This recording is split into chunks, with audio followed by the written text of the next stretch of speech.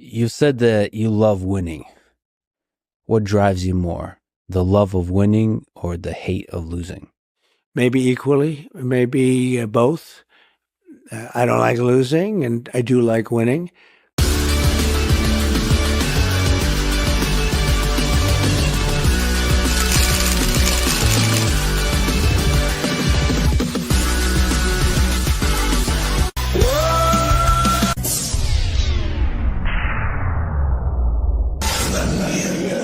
Say his name and he appears. This is a friendship that'll never ever end. Greetings and welcome to Winning Tonight. How's everybody doing out there? Hope you are all doing and living well.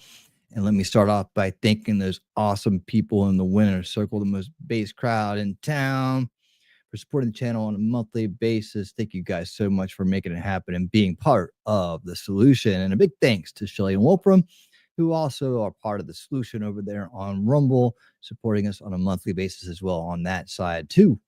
We are broadcasting live tonight, of course, on YouTube, Rumble, and X. And away we go. Tonight on Winning Tonight, we will take a look at some of the good news kind of going down here as the bad actors are paying the price for being useful idiots of the establishment. Oh no. And we'll also spend the latter part of the show reviewing some really awesome executive orders that have been passed, as well as some press answers from President Trump himself, the most transparent president in U.S. history, and a special guest appearance by the man himself, Elon Musk, in the White House, in the Oval Office with President Trump. We'll see it all right here on Winning Tonight. Let me start now. Let me go now to welcome this awesome crowd, my VIPs in the front row. Heidi, thanks for holding it down over on Rumble. How are you doing, Heidi? Good to see you. Good to see you. Wolfram, my friend, how are you doing? Thank you for dropping these links. Remember, guys, when you're here, very important, always listen to the wolf. He knows what he's talking about. He wipes his paws, he loops in, and he howls.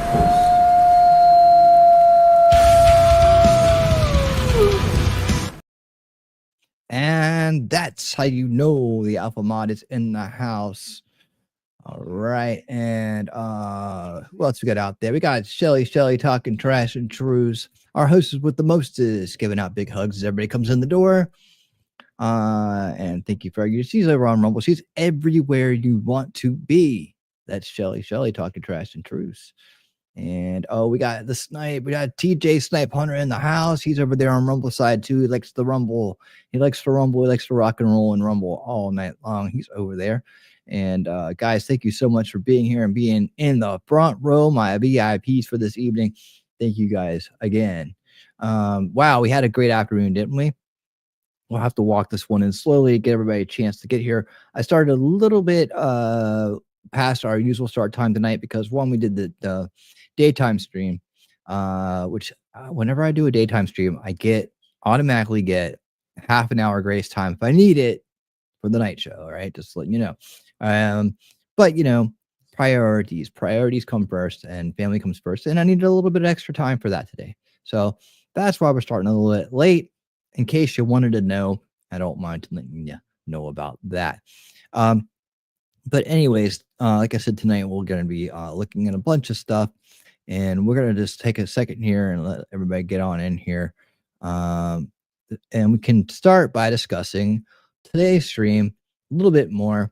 I hope you guys enjoyed it. I hope you guys are excited about the transparency going on. I know it's not what everybody wants. Everybody else, a lot of people want, what a lot of people wanted. A lot of people just wanted everything to kind of be like a, here it is, right? Here it is. Because that's the way they do it in the movies. But in real life, things have to go through a little bit more process. And although it would be nice just to have everything kind of divulged at one time, we got to make sure that we do it right. Delivery is important. That is definitely for certain. But I think the fact that they formed this new, what do you call it? Committee to be part of this. What's it called? I mean, can we go ahead and take the word disclosure back? we take it back from Stephen Greer and the conspiracy grifter community, um, where everything is pointed to one thing. It's the archetype of disclosing things. We're going to disclose things for just more transparency is probably a better way to say it, right? Just better transparency. And that, hey, there is Daisy Girl dancing in sideways. There she is. More transparency. And of course, the grifters aren't going to like it because in many cases, it's not going to confirm their bias and they're going to argue about it and they're going to make up things to try to hang on to these belief systems. And now more than ever, it's important to help people understand what a belief system is. A lot of people don't even realize they have them until you kind of point it out. It's not a hard thing to get across to people. Once you kind of explain it, and they're like, "Oh yeah, I guess that's a good way to put it." But it's not just top of mind, right? So that's why we have the most awesome motto in the world right here, which frees us from the constraints of such things. And that is, we'd rather know the truth than be right. And that's just a fancy way of saying that it's more important to live in truth than to live in lie, right? And if someone has helped you adopt a false belief system, well, they're not worthy of your trust and your consideration. And it's time to move on from those sources and time to move on and evolve past what was an age of disinformation. I hope that we're doing that. I hope that we're on a course to a better future. I think a lot of people accept it as part of a reality that that's just the way things are. And maybe to a degree it is because evil does exist in this world. And it operates through its opportunities. What we have to do is start to remove the enablement, start to close down the opportunities evil has to flourish through individuals and through systems and so on. And we have to take that approach. So, in order to do that, we have to be open minded. And some people's idea of open minded is believing everything that is counter narrative. That's not open minded. It's just a different form of narrative mind control. We don't want to fall for that either, right? What we want to do is be open minded in the sense that we are intelligent. And that means that we can change our beliefs, change our minds about things in the face of new and relevant information. Almost the exact definition of that, if I'm not mistaken, or close to it, or one of the, right? Definitely one I've heard before. And I think it makes sense, right? I think it makes sense. So, and it's something that's anybody is capable of. Most people are capable of if they just open themselves to it. And let me tell you something, it feels so good. It feels so good to be living in truth as best as possible. We may need to go back decades to get there, but when we do, we are better people for it. So remember, the most important thing you can be in this world is humble, because in that case, you are feeling really good about allowing old and no longer relevant or proven false belief systems to let go of them, and it's a good feeling. The world is a better place, and you're a more powerful person for doing it, and that's what we're talking about right now. Look at Daisy feeding the wolf. She's feeding the wolf. She's having a good old time. Um, Man, since we're waiting to get started here, we got about 11 in the house right now. I want to wait to get to the news for just a little bit longer. So maybe we'll talk up to the 15-minute mark. I do know I started late and have to finish by 11 because Wolfie needs to sleep. Wolfram needs to sleep, and he keeps me on schedule that way. So that that we do this show on Thursday night as well. And now it seems as though we're doing it on Friday nights on pretty much the regular, because there's so much to cover. There's so much going on because we have a real president and we have a real administration and we're doing real things. And it's really cool. And that's real. It's win real, right? So why not? Why not? And if, as long as you guys don't get tired of it and keep on coming, I'll keep on doing it. Blue Lantern, what's up? Hi, everybody. I failed this weekend again. Drake each night. At least I'm down to only weekends, but I'll keep trying. Well, there you go, man. Good. I'm glad you're down to this weekend. So I'm glad to hear that. Now you're just a social drinker. You're just a social drinker. But I hope that you reach your goals. I hope you reach your goals, and I hope that you're able to do what you got to do to make sure that you can be the best you that you can be. And if that's giving up the alcohol, it's giving up the alcohol. I don't drink really at all, and I used to be party guy. And I don't do that anymore. But you know, it was a little bit of an understanding. I guess the lockdown kind of helped because what am I going to do? Sit around and drink with my kid, and it's just me and my kid. I mean that just made me feel like I need to do better. I need to be a better example for him. And actually, like most things in this world, I have improved with him as a result of him. You know, and that's helped me. So find that for you, and I wish you the best of luck. And believe me, we are here to support you. And sorry if I keep coughing. Shelly has great streams over there too. If you like support on these kind of matters and others, you should make sure you're subscribed to Shelly Talking Trash and Truths.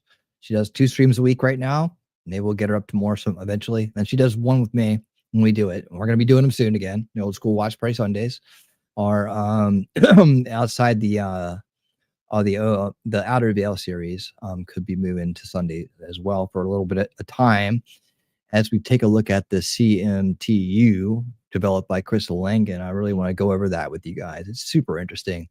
And it's Outer Veil talk. And it's something I don't get to do a lot. The true nature of reality. What is good and evil? What happens after death? What is the purpose of life? These are the Outer Veil questions we like to ask. And I love asking these questions. So if you like this kind of like really thought-provoking, high participation streams, you're going to love the us as we go back to the Outer Veil series. I would say in preparation for that, if you want to join us for the Outer Veil series, when you see the thumbnails and hear the announcements that's coming back, watch the first episode. It kind of sets your mind right. And what I did in the first episode of that series is I took us out and just said, let's go look at the universe together, because it makes you realize how lucky we are to be matter even in this universe, much less conscious matter. And it makes you realize how short your life is, how small you are in this grand scheme of things, and set your mind open for the outer veils. It really does. That's the purpose of it. So if you need a little bit of that stream's out there, and it's pretty fun to look at it because we go all the way to the edge of the universe. It's kind of fun. And if you like stuff like that, man, you're gonna love the Outer Veil series. So coming back soon, the Outer Veil series. It'll be a weekend event. It'll kind of like bounce between Sundays as old school watch party Sundays bounce between the Sundays, two each or something like that as we do it. But Sundays are free now for a very long time because football season's over and playoffs are over. And but hey, a hell of a year, all right, where we at here? Okay. What else was I going to show you? Oh yeah, I gotta give a preview of this stuff. I gotta give a preview. Let me see if I can pull it up here. Oh, Winning Nightmares is going to be tragically crazy. And how do I want to demo this? This is some crazy stuff. It's definitely not where it needs to be yet. But it's going to get there soon. So I told you we were talking about unveiling conspiracies and or the conspiracy group today that's going to be disclosing the truth about matters that are apparently been hidden from us, right? So let's take a look at Shelly's mom and her Bigfoot encounter. So we'll take a look at that, and then I'm gonna show you a little bit of something else just for fun. 357, what's up? How you doing? And I see Scott Hotbeck out there. Scott, what's up? Hail, Scott Hotbeck. How you doing, my friend? Good to see you. Good to see you. Good to see you. And then we'll start into our feature presentations right after this entertaining moment. Here we go. As you can see, she was dancing in front of her favorite saloon, and well, there went Bigfoot right by her. Yep, it sure happened. It did. It really did.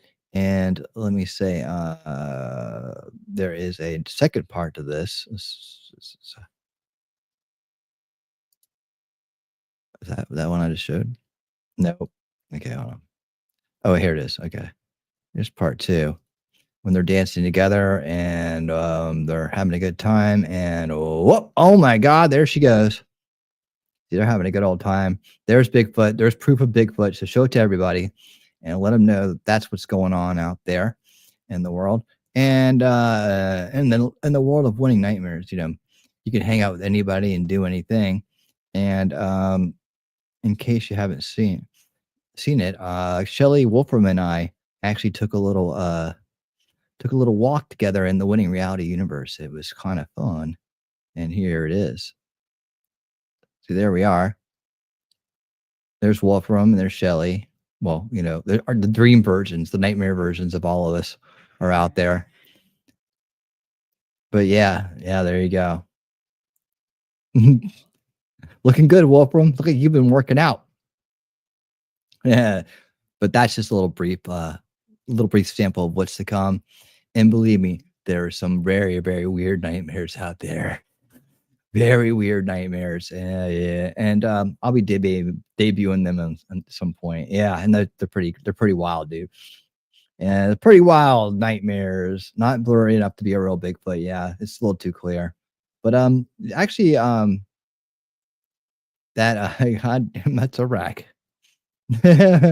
Oddly enough, Shelley's mother Perez, she has a lot of interactions with Bigfoot, like you wouldn't believe. Like they have this weird relationship going on. It's pretty wild. But yeah, there it is. A little sample of that. Yeah, it's just hilarious, isn't it? Oh, there's so much more. There's so much more weirdness out there. And if you want to be in a winning nightmare too, what you need to do is go to the Discord, drop your avatar or whatever avatar you want to represent you.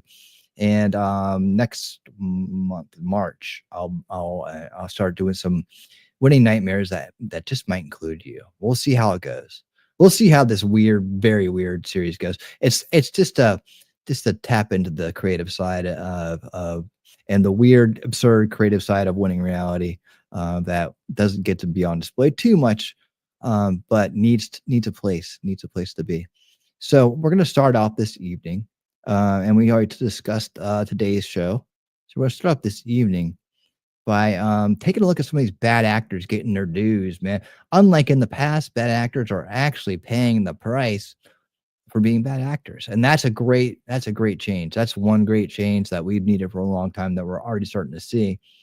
Lefty, how you doing? Shinagram, how you doing? Welcome to the show, guys. Welcome. Plenty of room. Come on in. Good to see you guys. Good to see you. Make sure you let everybody know that we are live right now. We got some good stuff tonight. Let me pull this up. We're going to start with some of our top stories and updates. Top story being one of these top stories. Let's see where we at. Why is that so grainy? All right. Let's make sure that's on winning speed. All right. There we go. Yeah, so now we're all set. Just like that. All right. So one of the top stories today that's floating around there, we need to discuss as a group, as a awesome community of base folks right here. We can say community with confidence again, I think. Yeah, it means good stuff, right? FEMA chief financial officer fired as Elon Musk exposes enormous payments for illegal aliens to New York City luxury hotels. Meanwhile, the people in North Carolina are lining up for propane so they don't freeze. Things are going to be changing fast around here. Those days will be behind us where we put the wrong people first and we don't put the right people top of mind. So we're going to be changing that as we see it. And this is just proof of it. So check it out. First thing we have to do is get out, we all know this here is we have to get rid of the corruption, right? And then we have to remove the enablement for it. And that's part of the plan. And that's how it's going to go down. And we're going to like it and we're going to love it. All right. So here we go. Let's kick off this evening with one of our favorites, Black Conservative Perspective, aka Greg Foreman, one of the most base creators out there. Let's hear it. Come out and help people. It is bad. It is our federal government. Why are they adding money? It is bad there. But my question is about the misinformation, particularly the notion that they are moving money to migrants, to, you say, undocumented migrants, which FEMA says flatly is not true. And if people are not getting correct information, then they can't go for assistance as they have been asked for. I just want to quickly play with Senator Tom Tillis. Let me just say for 1 second. Go ahead. You have migrants being housed in luxury hotels in New York City. We have paid so much money from our tax dollars into the crisis that didn't need to happen. we could redirect money to help people immediately on the ground in North But Carolina Laura, or they're in saying Florida, that they where we're have, probably going to have a but that's a situation separate, coming up in the next several days. that's a separate tranche of No one money. is. That's a separate tranche of Okay. money. I want you to If listen anyone to, believes I want that you this to, migrant crisis I want you hasn't to been a listen to disaster what, for every American, it is a big problem. but and that you're has seeing the nothing results to of it do right with, that has nothing to do with the people in your home state right now. Several months later. With more on this, this just happening, these firings. What more can you share?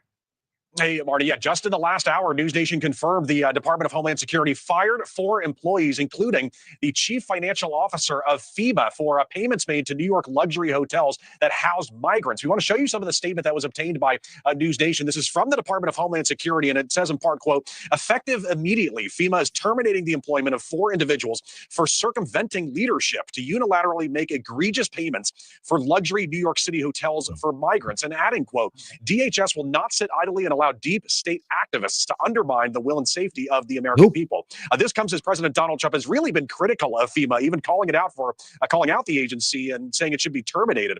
In a post to Truth Social in just the last hour, in fact, the president wrote, quote, the Biden-run FEMA has been a disaster. FEMA should be terminated. Sure It has. has been slow and totally ineffective. Individual states should handle storms as they come. Big savings, far more efficient. Aside from boy. So we got to talk about another so-called far-right conspiracy theory that has turned out to be true. As I tell you guys all the time, the liberal media, what they call conspiracy theories are just delayed facts, right? It's just things that are true that we will later find out, yes, they are in fact true, okay? And what they call facts are conspiracy theories, right? They are conspiracies from the Democratic Party. And this story right here about... Just a side note, he's not talking about conspiracy grifts right here, okay? Just want to add that.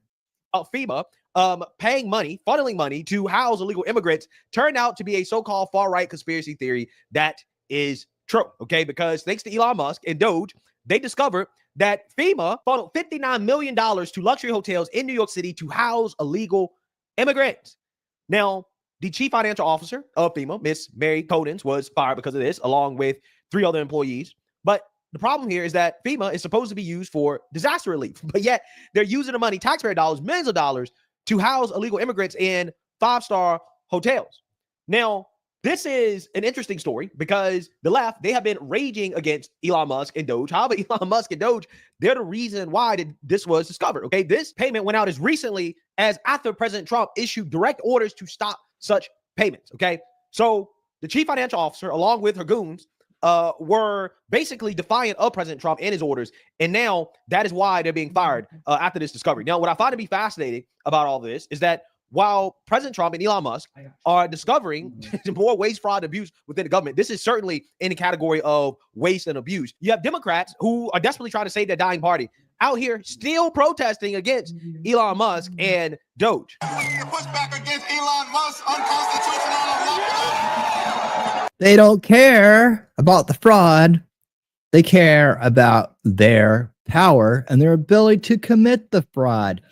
And this needs to be a wake-up call. I sure hope it is for some folks. I'm ready to protect and respect the right Moment to of clarity. bargain. What an honor and a privilege to be here with all of you. Let me first just thank President Kelly, so appreciative of his leadership and his partnership, his strength, and his resilience for such a time as this.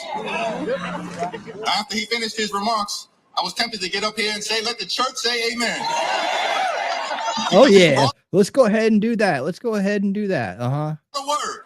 You don't believe in God. On today, we are standing in solidarity with Solidarity, there's a communist you term. during this incredibly fragile time. I wanted to make sure I crossed the street to make it clear that the attack on you, the attack on the civil service is unacceptable, unconscionable, un-American, and we are going to stand with you until each and every one of those unlawful executive orders are fully and completely reversed, buried in the ground, never to rise again. No, you won't. Yeah, so you see, now you heard that. Now, in my first video today, if you guys haven't watched it, you should definitely check it out. I talked about how the leftists are upset with Hakeem Jeffries and the Democrat Party and their leadership. And in that video, I argue that the leftists are wrong in the sense that they feel like Democrats aren't fighting against Trump enough. And my argument is that, no, the problem with Democrats is that... What do we want? Hey, you're right, Wolfram. Their chance should be like, what do you want? What do we want? Fraud. When do we want it? Now. What do we want? Fraud. When do we want it? Now. That's their new chant. Didn't you hear it? They're fighting against Trump too much. This is a prime example of what I'm talking about, right? Imagine discovering millions of dollars, tens of millions of dollars coming from FEMA, which is supposed to be an organization for disaster relief for Americans. Okay, you have places like Maui, places like California, places like North Carolina, Florida, etc., that are still recovering from hurricanes, from natural disasters, but yet FEMA is funneling money to house illegal immigrants in New York City. $50+ million.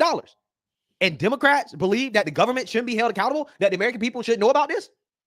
This is not a winning argument, right? That will never, ever, ever be a winning argument. You got that right. So again, this is what I'm talking about. We're seeing it play out right in front of our faces. This woman right here, the chief executive that got fired, she went out of her way to undermine the president. The president said, stop sending out these payments. And they did it anyways, right? They did it anyways. Fired. And this is why all of these individuals have to be fired. This is why these agencies need to be dismantled, because this story right here proves exactly what we've been talking about. This is a slush fund. These agencies are slush funds for a liberal agenda that don't feel like they should be held accountable by the people in charge, right? Oh, no. They think you're beneath They went them. out of their way to say, no, we don't care what the president said. We're going to send the money anyways, because we believe that protecting illegal immigrants is more important than providing disaster relief to the American people. So this is why mass firings are happening. This is why you're getting rid of all the so-called civil servants, because they're not serving anybody except the liberal agenda, right? Damn sure not serving the American people. We're not getting rid of civil servants. We're getting rid of useful idiots. It's a big difference. Let's learn a little bit more about what happened here with these firings. Fox News alert moments ago, we received this together. We received a statement from the DHS regarding the $59 million sent from FEMA to New York City migrants last week. Quote, 4 employees being fired today for circumventing leadership and unilaterally making the egregious payment for hotels for migrants in New York City. We have not announced it yet, so we have it first. There's going to be firings, the names are going to be out, and let's bring in New York Congressman Mike Lower. Well, here's the thing. Not only should they be fired, but they should also be arrested and charged as well too, right? That's exactly what should happen. Okay, that's exactly what should happen. Congressman, your thought about that move? Well, it's long overdue, frankly. These funds have been misappropriated going back to the Biden administration. And New York City, a sanctuary city, has been wasting billions of dollars of taxpayer money, billions with a B, to provide free housing, clothing, food, education, and healthcare to illegal immigrants, including criminal aliens that are here. And again, I keep bringing it up. I think it might be a thing, guys. I really do. I mean, if some of us here are thinking about it, I know Jacob Castro, if you're out there, you've been thinking about it because you sent me an awesome DM on X, and you also made a great post and you tagged me in it. So thank you for that. About income tax, federal income tax. When we see day after day after day how they've been abusing us and misusing the money that we give them and running up our debt on top of it, can anybody here feel good and feel reasonable about paying federal income tax anymore? It's an enablement. It's been an enablement for the worst people to do the worst things. And we have to remove the enablement. I'm pretty close to getting on a soapbox about federal tax boycott, man. I don't feel like it's out of bounds. I don't feel like I'm undermining anything. I feel like it's just, and I really feel like it's just. And I think if I'm thinking that way, there's got to be a lot of other people out there that are feeling the same way right now. And it might just be a thing this year. It might just be a thing this year where people say, you know what? Take your federal income tax and shove it up your ass. You can pay us back. I mean, that's what I'm saying. That's why I really haven't. I've been on the side of loan forgiveness for people that have had student loan debt for a long time, because they haven't given us the means to really tackle it, and they put it into a category where you can't take a L and bankrupt it out of your life, and then to see how they've been misusing our tax funds, and then also how they've been causing inflation and lowering the value of the dollar. I think there's got to be some give here. I mean, there's got to be some remedy. We just can't completely have our asses kicked and handed to us and keep paying for it. The worst thing in the world, one of the worst feelings in the world, is to pay someone to abuse you. It's a terrible feeling. It's a terrible feeling. And so I really feel like, the more I see this, the thing that pops in my head every time is, you know what? If you can't give us a refund, you can say, I'm not talking about a tax refund. I'm talking about a refund on all of the mismanagement of our money. You can't find a way to give us we probably all are owed $1 million, right? But then that would slow the value of the dollar if we all had $1 million, right? That's why that doesn't work. But what you can do is you can forgive past income tax debt. You can forgive. You can give us a couple of years off. I think we need 4 years off personally. Who's going to run against a president who says you got 4 years off from income tax? Go. Who's going to run against a president who does that? And you know what? We don't need it because now we're seeing where it's all going. We can use tariffs to pay down the national debt. And we can cut waste and fraud out, and we won't need all that income tax coming in from federal income taxes, taking money out of pockets of people who have been suffering under authoritarian regimes like the Biden administration and the Obama administration and the Clintons and the Bushes and all the other corrupt establishment administrations that we've had, right? I think that there should be a real movement to end income tax now more than ever. I mean, not to mention it's already we're a based crowd. We already know the history of the Federal Reserve. We already know it's not a federal agency; it's a private banking cartel. We already know they charge interest on every dollar printed. We already know this stuff. We've watched the documentaries. We have the education. A lot of us coming in here. Some of us old Ron Paul people. We knew this stuff a long time ago, right? And some of the people who are just catching up, they got the knowledge, they got the wisdom from us, and we're all on the same page right now. But I'm serious, man. I'm serious. There should be no penalties for not paying taxes, and there should be a forgiveness of back taxes, and there should be no federal taxes going forward.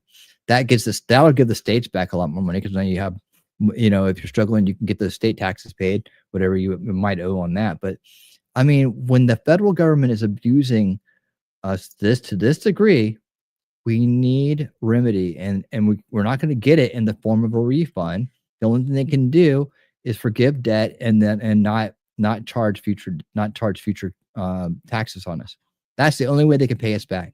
That's it, and it has to happen. And I think enough people are thinking about it right now that it's going to manifest, and our president will have to somehow figure out how that's going to work for us. But I think we're going to see something come of this. So remember this day, February 11th, 2025, when I said this, and we'll see if it comes true. Let's hope it comes true, because that's going to make a great role for all of us.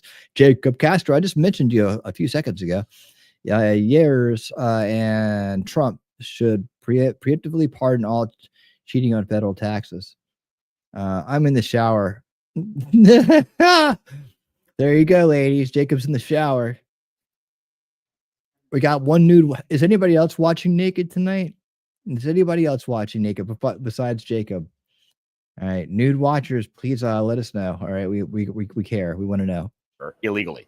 And so, I applaud, frankly, DHS for taking action to stop these payments under President Trump's leadership, because we have incentivized cities like New York and states like New York, a sanctuary state, to allow this to continue, and it has to stop. Look, it cost New York, and it's a little selfish of us, billions of dollars because the water was wide open for 4 years. And the mayor that spoke up got exiled in the Democratic Party. Ironically, he's about to be, I guess, in a way, pardoned or protected by this president, who sees a lot of the targeting of Mayor Eric Adams as the same thing that happened to him. No question. Eric Adams spoke out against what the Biden administration was doing. He said that the migrant crisis was, quote unquote, destroying New York City.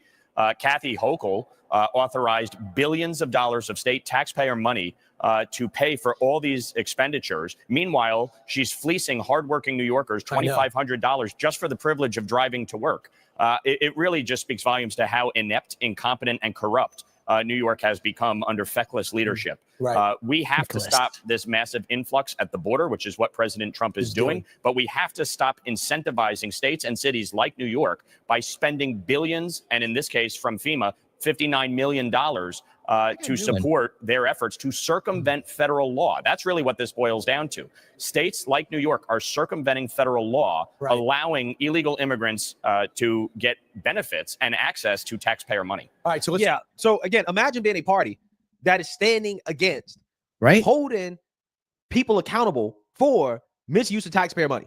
I don't understand how is it that these individuals in some of these high tax states, right? I can't live in a high tax state, right? I'm telling you, that's just something I'm just not going to do. I'm not going to live in one of these states where you pay an exorbitant amount of taxes just for them to use the money for stuff like this, right? I just can't imagine being a resident of a state like California or New York and then turn around and watching the politicians spend my taxpayer dollars on illegal immigrants. I like it.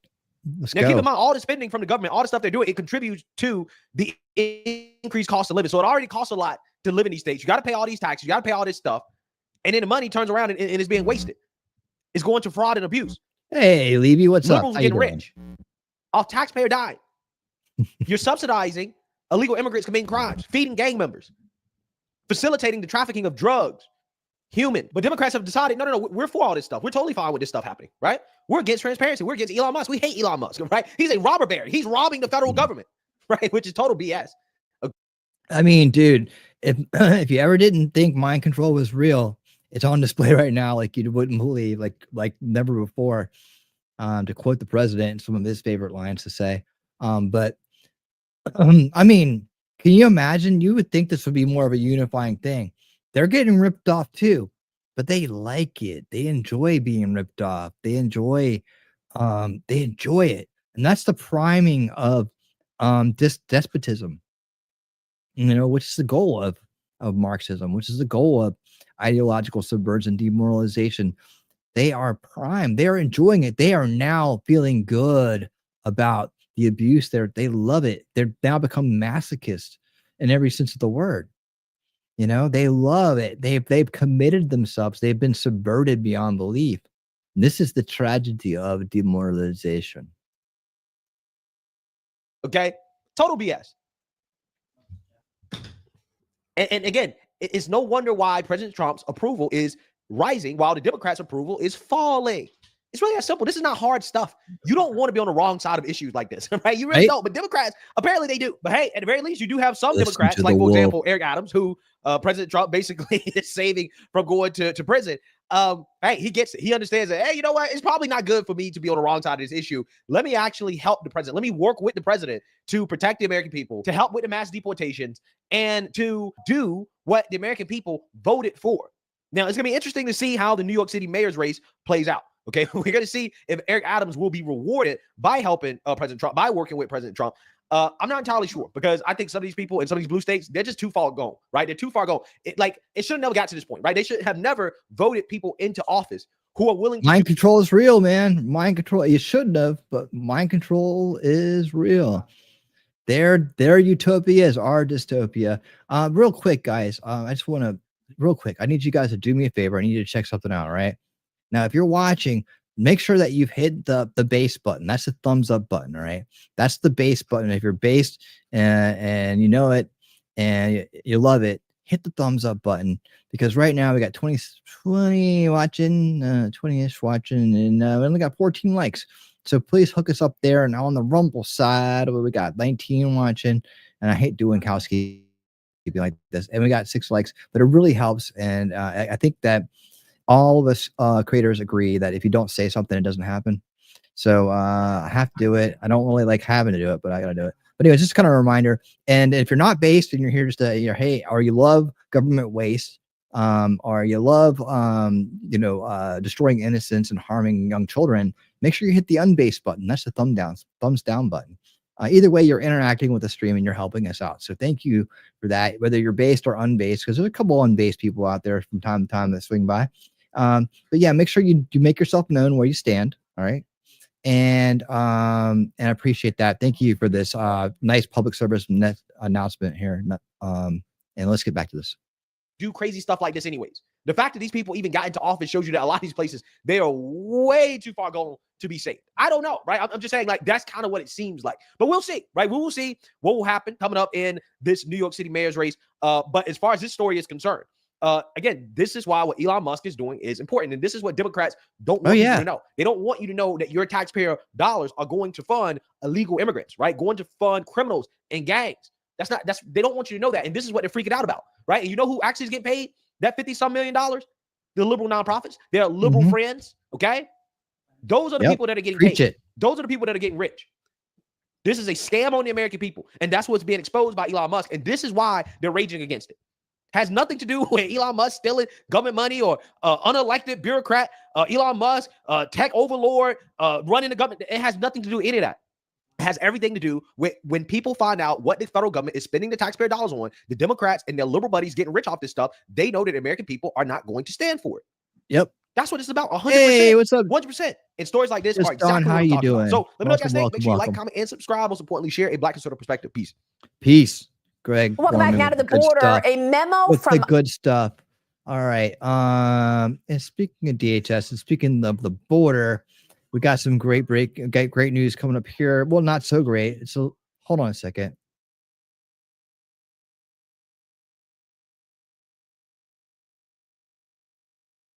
All right. Sorry, I had some background noise to deal with there. But yeah, at the border and at trying to clean up our country and trying to remove waste, we're also trying to remove people that should never have gotten in, right? And that's the thing. They were incentivized to come here. They were coerced to come here. In some cases, they were helped and guided along the way, all the way to the front gates and beyond.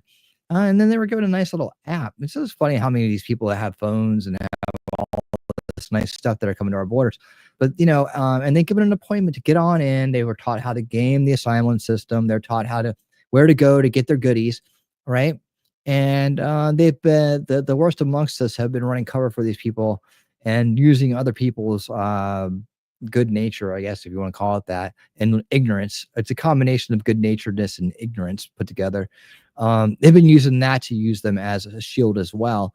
And so we're in the process of sealing off our border, halting immigration until we can get the problem under control, finding lost children, which is the most important part, and then also removing criminals and people that shouldn't be here from our country so we can get back on our feet again and then start getting some kind of reasonable immigration going on that's legal and fair and right. Merit-based immigration sounds great to me.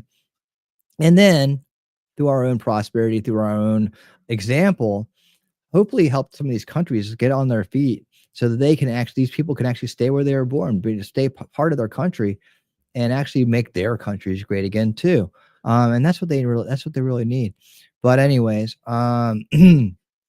it's so funny, people that are against this stuff. It's like they think they're the moral ones, but they think virtue is morality, and there's a distance between that in a lot of cases, especially when your virtue is based on cultural Marxism and demoralized principles. But anyways, I'm going off on a skid here. Let me say hello to Just Don, who's joined us. Did say hello and see what you guys are saying out here. All right, let's go to the border. Let's talk to Tom. Tom Holman's going to come up here right now, and I believe he's in. Yep, he's in this one. All right, let's go. Welcome back now to the border. A memo from ICE was leaked, and that memo revealed details of a planned crackdown on illegals in Los Angeles. Bad actors paying the price. DHS Secretary Kristi Noem says she believes the FBI leaked it. Noem posted this on X. Oh, Kristi, the FBI Kristi is so corrupt. We will work with any and every agency to stop leaks and prosecute these crooked deep state agents to the fullest extent of the law, writes the Department of Homeland Security Secretary. It comes days after a similar leak happened for a raid in Aurora, Colorado, where several Tren de Aragua gang members... Aurora, of all places. They said, hey, Tren de Aragua, run, they're coming. I mean, of all places to do this, Aurora, of all places, and of all people to warn a ruthless gang, a ruthless El Salvadorian gang that has been harassing, and you know who their primary targets are out there is other illegal immigrants. They're exploiting all of them. So they're getting double the payments of our American taxpayer dollars that are going to everybody. They're taking their money, they're taking their safety, they're threatening their lives. Right. But you know what? The establishment useful idiots are like, we ain't got to stop it. We want more of that. They want more of it. They want more Tren de Aragua. They want more harassment of useful idiots and people that have been coerced into coming here. They want more harassment, more crime, more debt, more fraud. That's what their platform is. That's the Democrat Party platform right now. That's the establishment's platform.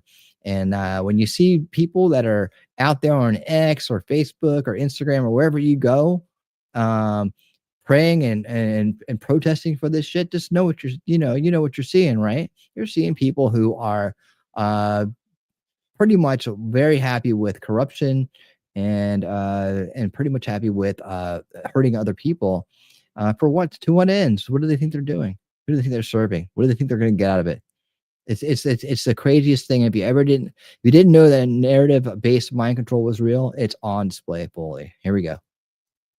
Were allegedly able to escape capture because of the leaked memo. Joining me now is U.S. Border Czar Tom Homan. Tom, it's great to have you. Thank you so much for being here, and thanks for all of your efforts. That's number one. You were at that Colorado raid.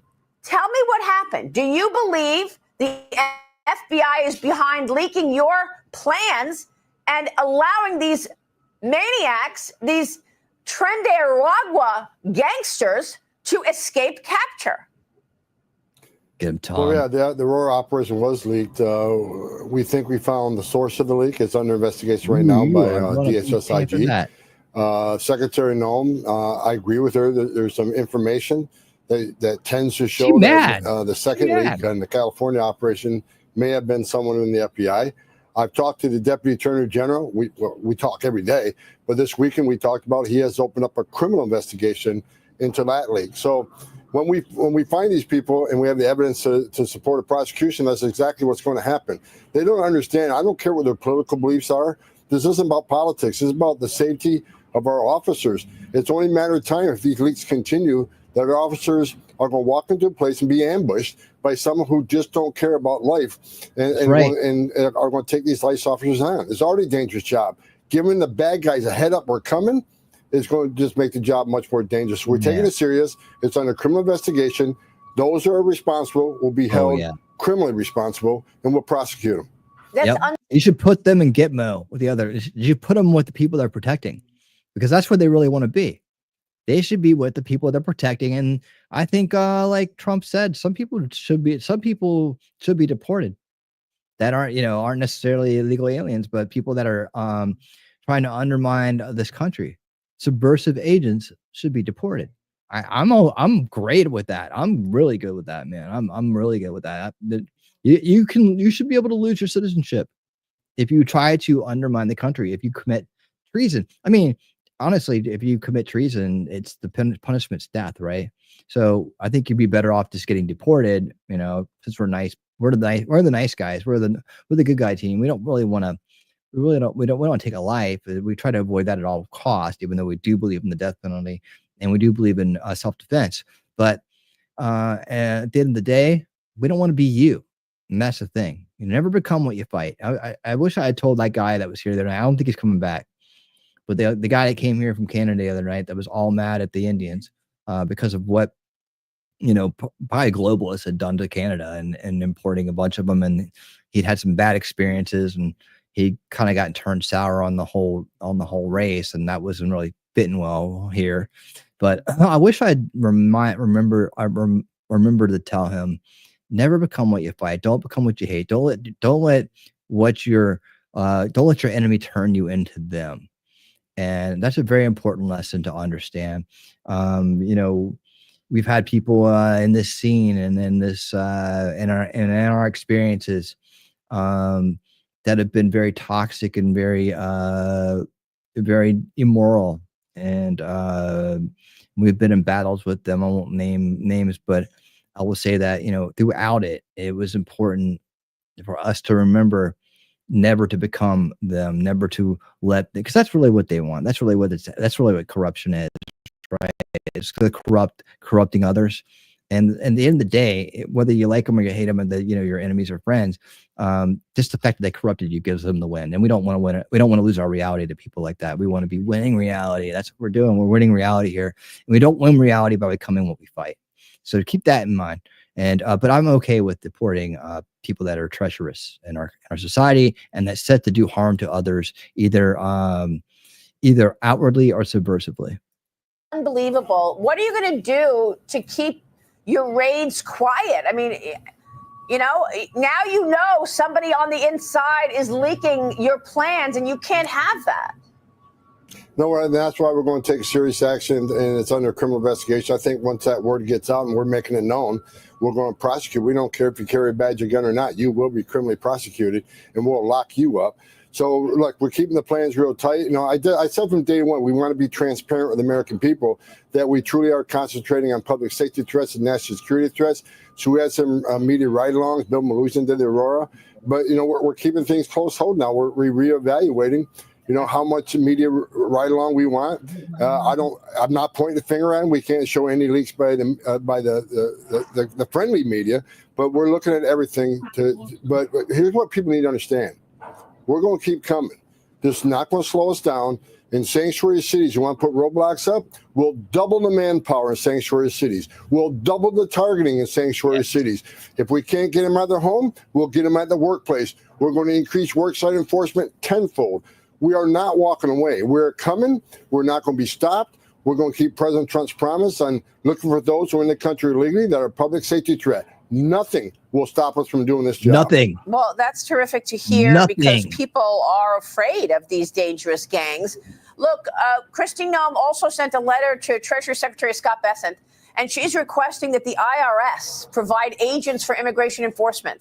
She says they can help with investigating illegal employment and money funding, human trafficking. They can also assist with arresting, detaining, and transporting migrants, Tom. Tell me about this, because I know Joe Biden hired tens of thousands of IRS agents to try to look under every rock and audit all American citizens so that he can get more money raised through tax audits. And now you know where the money was going and why he wanted that. He wanted to fund more bullshit. He wanted to corrupt the world even further.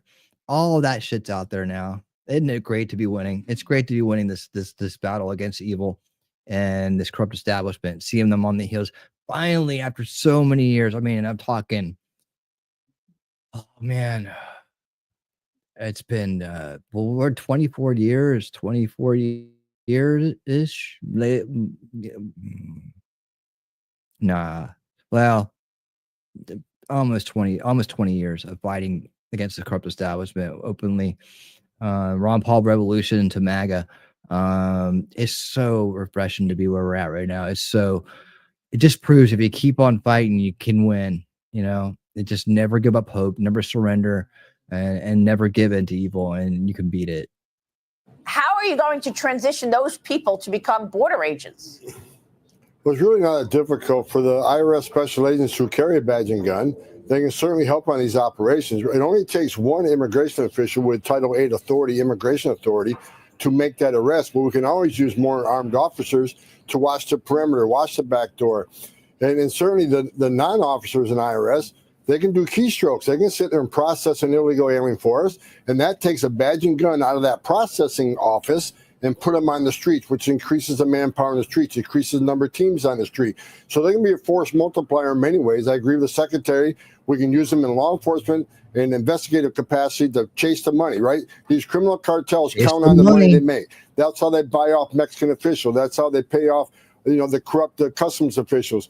So chasing the money, IRS, great work. But they can also help in operations with their law enforcement presence. And those who aren't law enforcement officers, there's many jobs.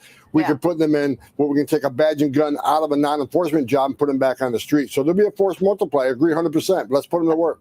That's great. I mean, it's a good idea. Look, the last time we spoke, you were in an undisclosed location. And, we knew that it was a very sensitive operation. I mean, this is obviously partly it was leaked. We didn't do it, but you were in an undisclosed location. I didn't say where you were. And I asked you a question. I said, are you going to be able to bust up these networks that have already created huge businesses in America? Because the drug cartels, they charge everybody to get over the border. They put them inside the border, but then they have to keep paying those drug cartels. And they have actually started businesses here in America. I'm talking about drug trafficking business and even worse, human trafficking going on in America. How substantive is that? How persistent is that? And are you busting any of them? Yes, human trafficking investigations are up over 300%, so we're on top of that. Not only human trafficking investigation, but the cartels We're the presence protesting against that in too, our aren't major they? cities in the country. So it's just not Tren de Agua. Look, I'm not going to be happy to every single member of Tren de Agua out of the country. We're going to eradicate them from the United States, along with the other criminal cartels who are taking a presence in every major city. There used to be the day they just smuggle the guns into, smuggle the narcotics into the United States. Then our gangs, United States gangs, would do the distribution. They are now in every major city in the country. They've taken over even the interior distribution networks of narcotics trafficking. They're on top of our list. We're working very closely with DEA. DEA side by side with us on this interior enforcement operation along with the FBI. So yes, we're targeting those trafficking organizations both with humans and drugs. You're going to see a huge decrease in the amount of that trafficking going on in the country. Look, the border numbers right now, Maria, we're down 90%, which means less women and children being sex trafficking in the United States, less fentanyl is getting in the United States to kill Americans, and less terrorists are crossing the border. President Trump, what he's done to this border already has significantly hurt the cartels. They're losing billions of dollars a month because of what President Trump has done. We're going to suffocate these people. We're going to shut them down because if they don't have money, they can't bribe officials and they can't continue their business. So we're going to tackle just not in the United States, not just in Mexico, but worldwide. The Jalisco cartels in 43 countries around the globe. We're attacking them since President Trump has called them a terrorist organization. That opens up a wide net of what we can do with these cartels. We're on it. We're not going to stop till we finish it. That's a great point. So what does that give? Next stop, NGOs, domestic terrorists. Let's go after those guys next. NGOs and corrupt establishment foundations. I think that's reasonable, right? The fact that now you are officially naming these drug cartels terrorist organizations, because I've heard in the past that the Mexican drug cartels, they run Mexico. So you can do a deal with, Claudia Sheinbaum and, the Mexican government, but are they also answering to the dangerous cartels? Oh, absolutely. Look, I've done this for over 3 decades. Like even our vetted units, the units that we personally vet in Mexico, the Mexican federal agents, we don't even tell them everything because we don't fully trust many people in Mexico. And look, the cartels have survived for decades in Mexico. I'm not saying every military officer, every law enforcement officer, every politician is corrupt, but many are. And many are forced into corruption because if they don't take the buy-off from the cartels, do what they want, they'll kill them and their families. We've seen thousands of journalists killed in Mexico. We've seen thousands of politicians and government officials who have been murdered by the cartels. President Trump's move to make them a terrorist organization and taking them on, I think, is going to make Mexico a much safer country. It'll be a game change. Can you imagine the country of Mexico with no criminal cartels running that country, running the operations and killing so many people down there? I think Mexico would be blessed to have President Trump take the cartels out of business once and for all. Dude, what have I been saying for weeks ever since he signed that executive order? I think this could be one of the most important executive orders that he signs, because think about the outcome, the results for Mexico if we got rid of those drug cartels. Think about what that would do. Think about, I know a lot of people in Mexico feel like a little bit holden to the cartels because of the corruption in the government, and somehow they become like the papas of the community, right? And that's how they get to be so big, grow so big, because they tend to get back and take care of the people around them. Of course, they're also ruthless and do some of the most horrific things on earth to people. But a lot of the big daddies that have grown massive organizations were very beloved in their communities because they gave a lot to them that they didn't have. They gave them things they couldn't possibly ever get. So that there's that, right? But also those people never knew a different way either. They never knew like the way that we have here with opportunity, and cleanliness. I mean, Mexico can't even clean up its own water. I mean, come on. There's got to be, they haven't seen a better life. So they don't know what a better life is. They don't know how to operate with liberty and freedom and justice for all, right? And a lot of places are like that. So they continue in their own country's cycle of abuse, right? So they're like, we must be abused so that we can have just a little bit more, because we're already so abused, right? So they accept the abuse. They accept it and understand and believe that's just how life is. And on some level, they start to believe that that's just the way reality is. They begin to think that reality, they're losing reality, their lost reality, their dystopic reality is just the way the world is, just the way life is. It's just how life is for them. And wouldn't it be great to show them another way? And boy, how great could Mexico be if it was like the United States? Kicking ass, taking names, beautiful, beautiful. It's a beautiful country. And it's very underdeveloped, and it could be a beautiful place for everybody to live. It could be an extension of America and a beautiful place for people to live. And a lot of Americans do go down there and live, right? Because it is a beautiful place. The water is beautiful. There's lots of cool things to see. There's just a lot of things. So this getting rid of these drug cartels, will make Mexico great like it's never been before ever. And it's probably the downstream effects of this is going to be something that we could have never imagined in our lifetime. Well, simply by taking this step. And like I said, if I was a younger man, this opportunity to go down there and take down cartels, a formidable opponent, no doubt, right? Would seem very, very appealing. Very appealing, knowing that that's a huge solution and it's going to do a lot of humanity. That's humanitarian good. Getting rid of evil is humanitarian good, not assigning privilege to people and giving them handouts. That's not humanitarian. Humanitarian is fixing root cause issues and getting rid of the Mexican drug cartels and the drug cartels all in South America. That is a root cause solution. Let's go. Oh, you're absolutely right. So you say that the border crossings are down more than 90%. So then illegals, reportedly, they're turning around and heading back. The officials are saying it's a new trend in Trump's border crackdown. They're not coming. Canadian police also caught more than a dozen illegal migrants trying to cross the border there, the north border, in below freezing temperatures, including 5 children, reportedly wearing, quote unquote, inadequate clothing. This happening as President Trump's tariff threats are pushing Mexico and Canada to ramp up border enforcement. How significant has that been, Tom? What do you want to tell us about the assistance that now you're getting from Mexico and Canada with regard to their troops or however they're helping your efforts at the border? Look, I think President Trump has proven with borders crossing down over 90%, Joe Biden could have done this. But, President Trump came in a matter of 2 weeks. 2 weeks have moved the border numbers down to numbers. The other day, Maria, less than 300. Less than 300. I've done this since 1984. I don't remember the numbers ever being less than 300. No, I agree with you. It's already a great process on the border. Canada, I met with the Canadian officials. They're doing more to secure the border up there. Look, I grew up on the Canadian border. I know that border very well. Canada's now stepping up. Of course, they're putting military in their border now. So President Trump has done 300 guys in Mexico and Canada by 300. Let that sink in. 300. That's freaking amazing. 2 weeks. 2 weeks. That's a secure border. For those of you who thought Biden's open border was secure, that's a secure border. We're going to get this done. We're going to get this done. By the pure power of the presidential office. President Trump's a game changer, and he's proven it every day.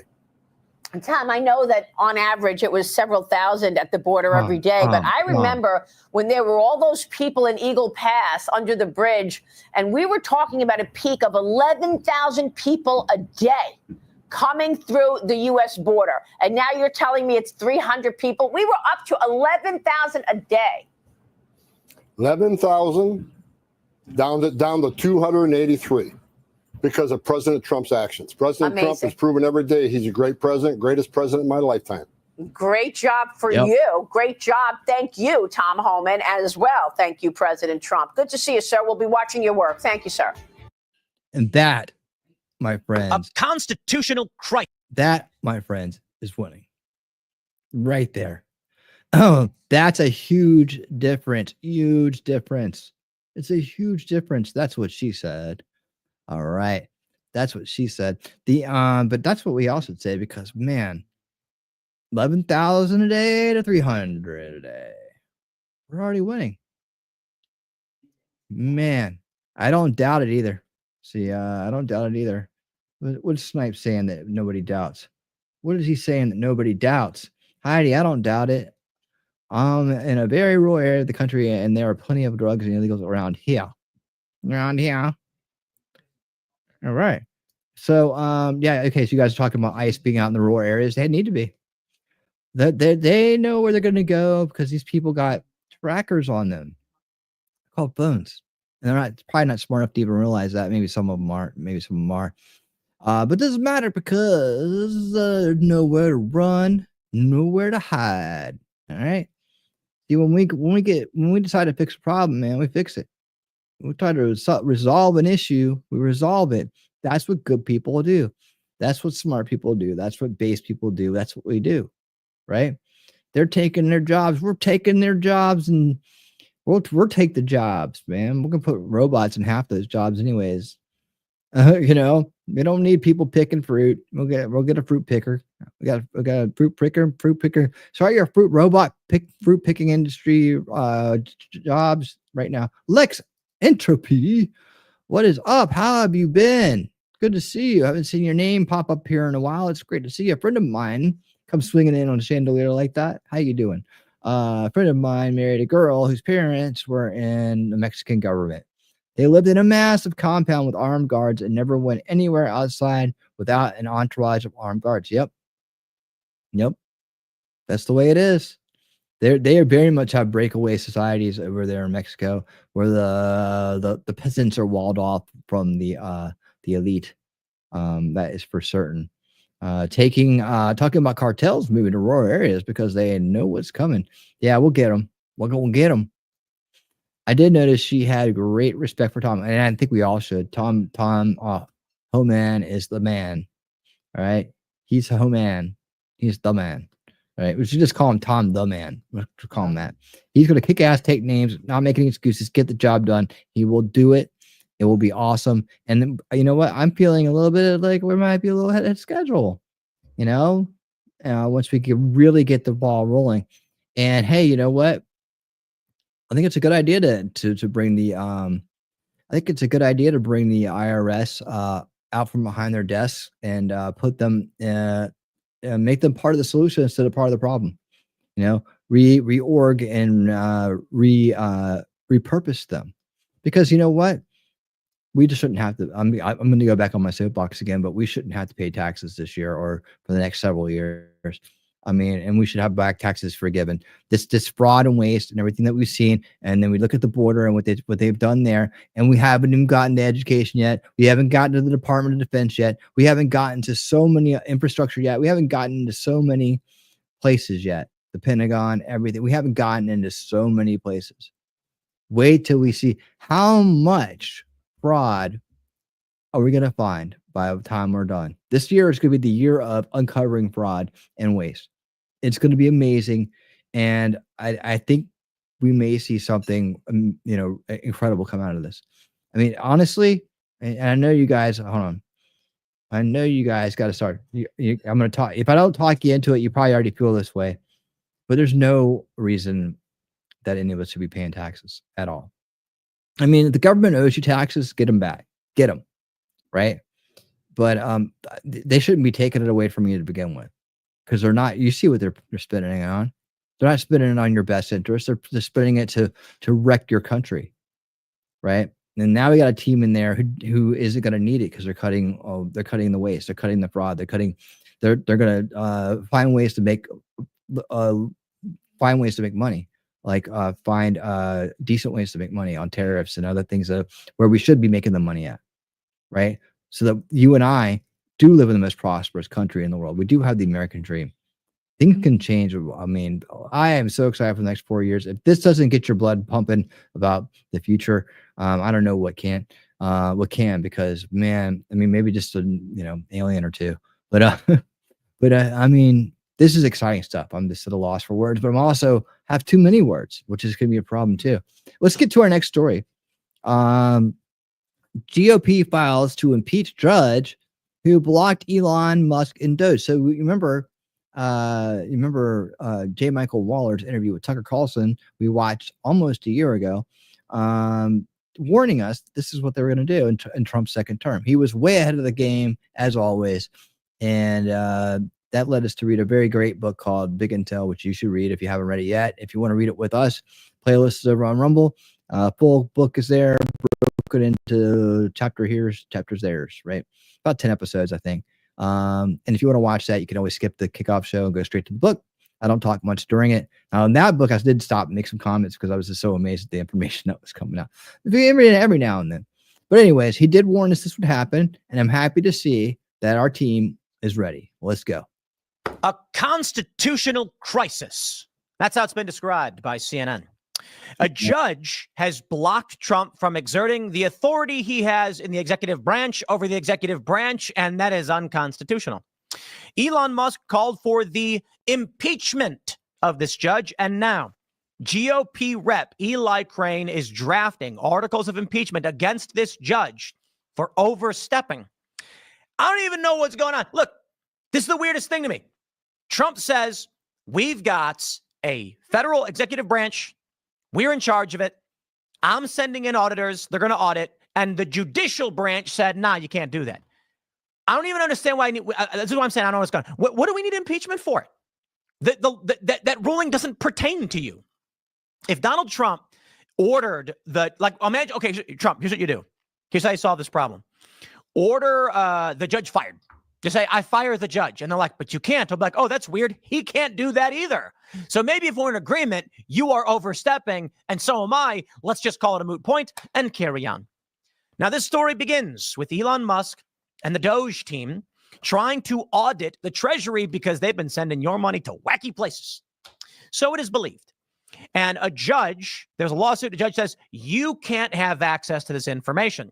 Only the Treasury Department employees can. But how do you do an audit outside, an external department audit, if you can't have people outside that department go in? And these are government employees. So Eli Crane is making the move to impeach the judge, which I'm going to be honest, is weird. The way it should work is that there should be a countersuit to a higher court where they just say, this is ridiculous. This doesn't mean anything. And to be completely honest, if a judge orders the executive branch to do a thing that they have no authority to do, it's just nothing. It's just a piece of paper. It means nothing. How are we getting to this point? Call it a constitutional crisis, call it whatever you want. But moves are being made and the judge has overstepped. If you want to impeach him, fine. I'm just saying Trump could straight up be like, that's cute that you claimed this.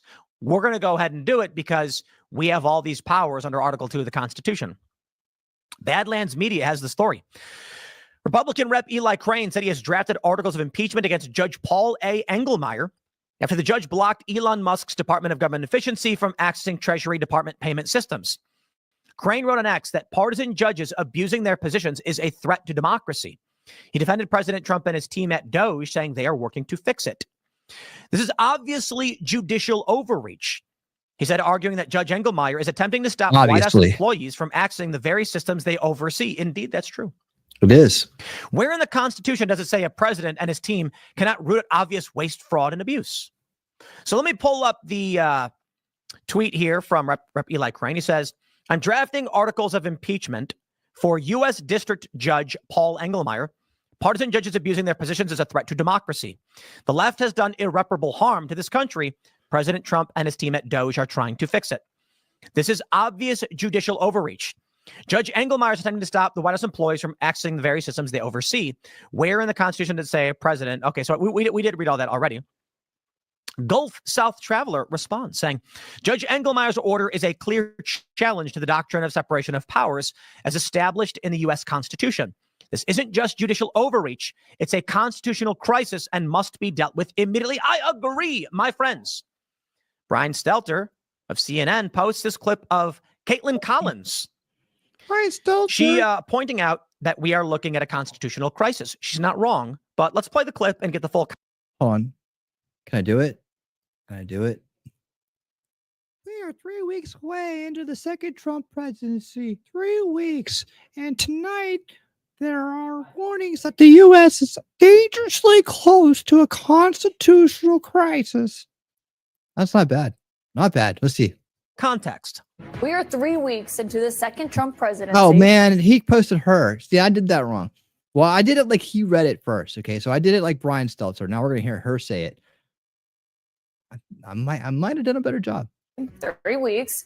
And tonight, there are warnings that the U.S. is dangerously close to a constitutional crisis. Now, the first shoe on this dropped when a federal judge today said the White House is defying his order to unfreeze billions of dollars in federal aid. marking the first time that we've had a judge expressly accuse the Trump administration of ignoring a court ruling. And in a It's just like this woman could run for like Wicked Bitch of the East. separate case today, federal employees here in Washington told a judge that the administration was defying another order by not reinstating workers who had been put on leave. Now, this all has prominent Democrats and many of the nation's top constitutional scholars declaring that the U.S. is on the brink of a reckoning. Oh, the yeah, Trump we Justice sure are. Department says the president should have the authority to decide right, how to Queenie. run the Tell government, him. and that these judges are overreaching. And some of the president's allies say nailed it. the judges should not be judging any of the moves to shrink the federal government. We are So the question is, does Donald Trump have the authority to fire federal employees? Why Sure not he? does. You know what I mean? So the question at play, though, is that it's not so absolute. There are congressionally approved regulations on how government employees operate. The executive branch doesn't have supreme authority. There are restrictions. You, as the boss of a company, can't just fire or hire or do whatever you want. Isn't that funny? Can I tell you guys? You think that if you own a business, you can hire people? Think again. Yeah, you can't do that. Man, did I learn a bunch of harsh lessons trying to run a business. Every day, Alice and I are like, oh, so that's why corporations do that. If you're wondering why your company has these stupid policies, guess what? It's probably the law. Companies would do whatever is the simple answer. They don't want to waste time on these things. But here we go. So this means there's going to be judicial and legislative oversight of what the executive branch does. So there are certain restrictions that can be placed on Donald Trump's actions that he can't defy. That being said, when it comes to the Treasury question, this is where things get interesting. Trump isn't firing anybody. He is not breaking any classification laws. He's literally saying, we have a department that oversees digital service. We want them to go and audit the Treasury Department. And a judge is like, nah, you can't do that. No, hold on. You want to make an argument about union protections or laws pertaining to employment that Congress has passed and a judge will uphold against the executive branch. That I get. That I understand. But the Treasury thing is where it gets interesting, and that judge has completely overstepped. As an aside, because, we're going to say it, I want to play this real quick. Of ignoring a court ruling. And in a separate case today, federal employees here in Washington told a judge that the administration... I just got to pause right there and do that one more time.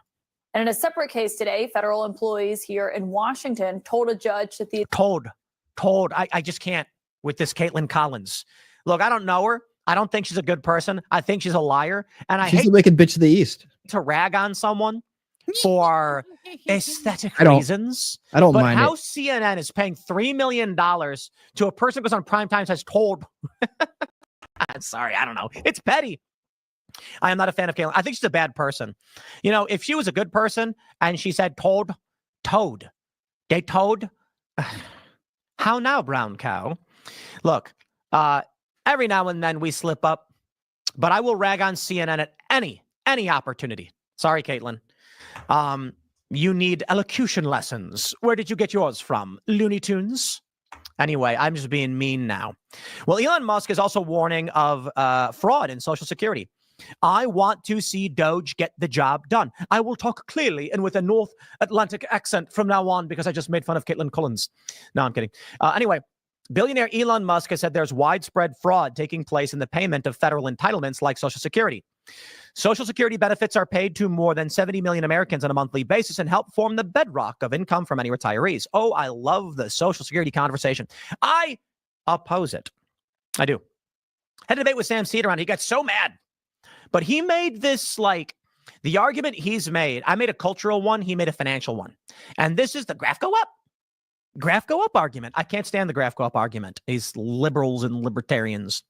Anyway, Elon Musk wrote, at this point, I am 100% certain the magnitude of fraud in federal entitlements exceeds the combined sum of every private scam you've ever heard by far. It's not even close. Maybe this is why the judge is trying to stop Harry Bowles. That's Elon's name now on X, by the way. Trying to stop him from getting access to these systems. I want to see him get access. I want to see him clean out the fraud, the waste, the abuse. But let me tell you, my friends, I despise Social Security. I absolutely do. I believe that it is the responsibility of the children to take care of the elderly. When you're a baby, your parents take care of you. When you get older, you take care of your parents. It is the ongoing cycle of life. And when that system is broken, your society begins to fall apart. We created this Social Security system, and it was opening the door to adults not having children in their lives. See, it used to be if you were, so you're born, you are around your early teens. I mean, you're working the whole time doing what literal stuff you can. Maybe you're 8 and you're carrying a bag, a gallon of milk or whatever in the house. If you can carry it at 8, you probably can. Probably. And then when you're 13, you're helping the dad. And then when you're 20, you are married, you are starting a family, and you're building a new house. Then you raise your children and you work. Then you're 40 and those kids are having kids, and now you are the grandfather. And when you're elderly, your children and your grandkids help take care of you as you did for your grandparents. That's the way it always was. And you work where you can and you do what you can because responsibility lies in all of us, our whole lives, to do what we can. Social Security came around and they basically said, the government's going to give you money. You don't need family anymore. And this opened the door. Now, kids put their parents in homes and give them, and they rely on the government to pay their bills. Sam Cedar made the argument, Social Security is good, largely because it gives the elderly capital to spend, which creates demand and gives young people jobs. And I said, now you're just replacing what humans should be doing already with a government structure that isn't working properly. I would prefer it if families took care of each other. That's how it's supposed to be. But regardless of those opinions on culture or economics, the reality is if fraud really is in this system, then nobody's benefiting. And we're all getting ripped off so that the people in Loudoun County, Virginia can get the highest median incomes in the country for doing who knows what. In the meantime, my friends, we are facing a constitutional crisis. The question of whether or not these judges have the authority over Trump, and if Trump defies them, what does that mean? A constitutional crisis it's a silly term, to be completely honest. It just means that there's questions as to what the authority is, and the courts need to answer it. Thank you, and have a nice day. So they can cry all day about it and say, federal workers told a judge, toe to judge. Oh, she was already here. It's good to see you. And I'm just going to say, look, the Supreme Court can weigh in and make determinations about what Trump can or can't do. That's checks and balances. And they're going to largely agree with Trump's authority on the Treasury Department and DOJ. And they may say that employees have protections in the federal government. That's why Donald Trump isn't blanket firing people. He's putting them on leave. And they're trying to. And now, here's what gets interesting.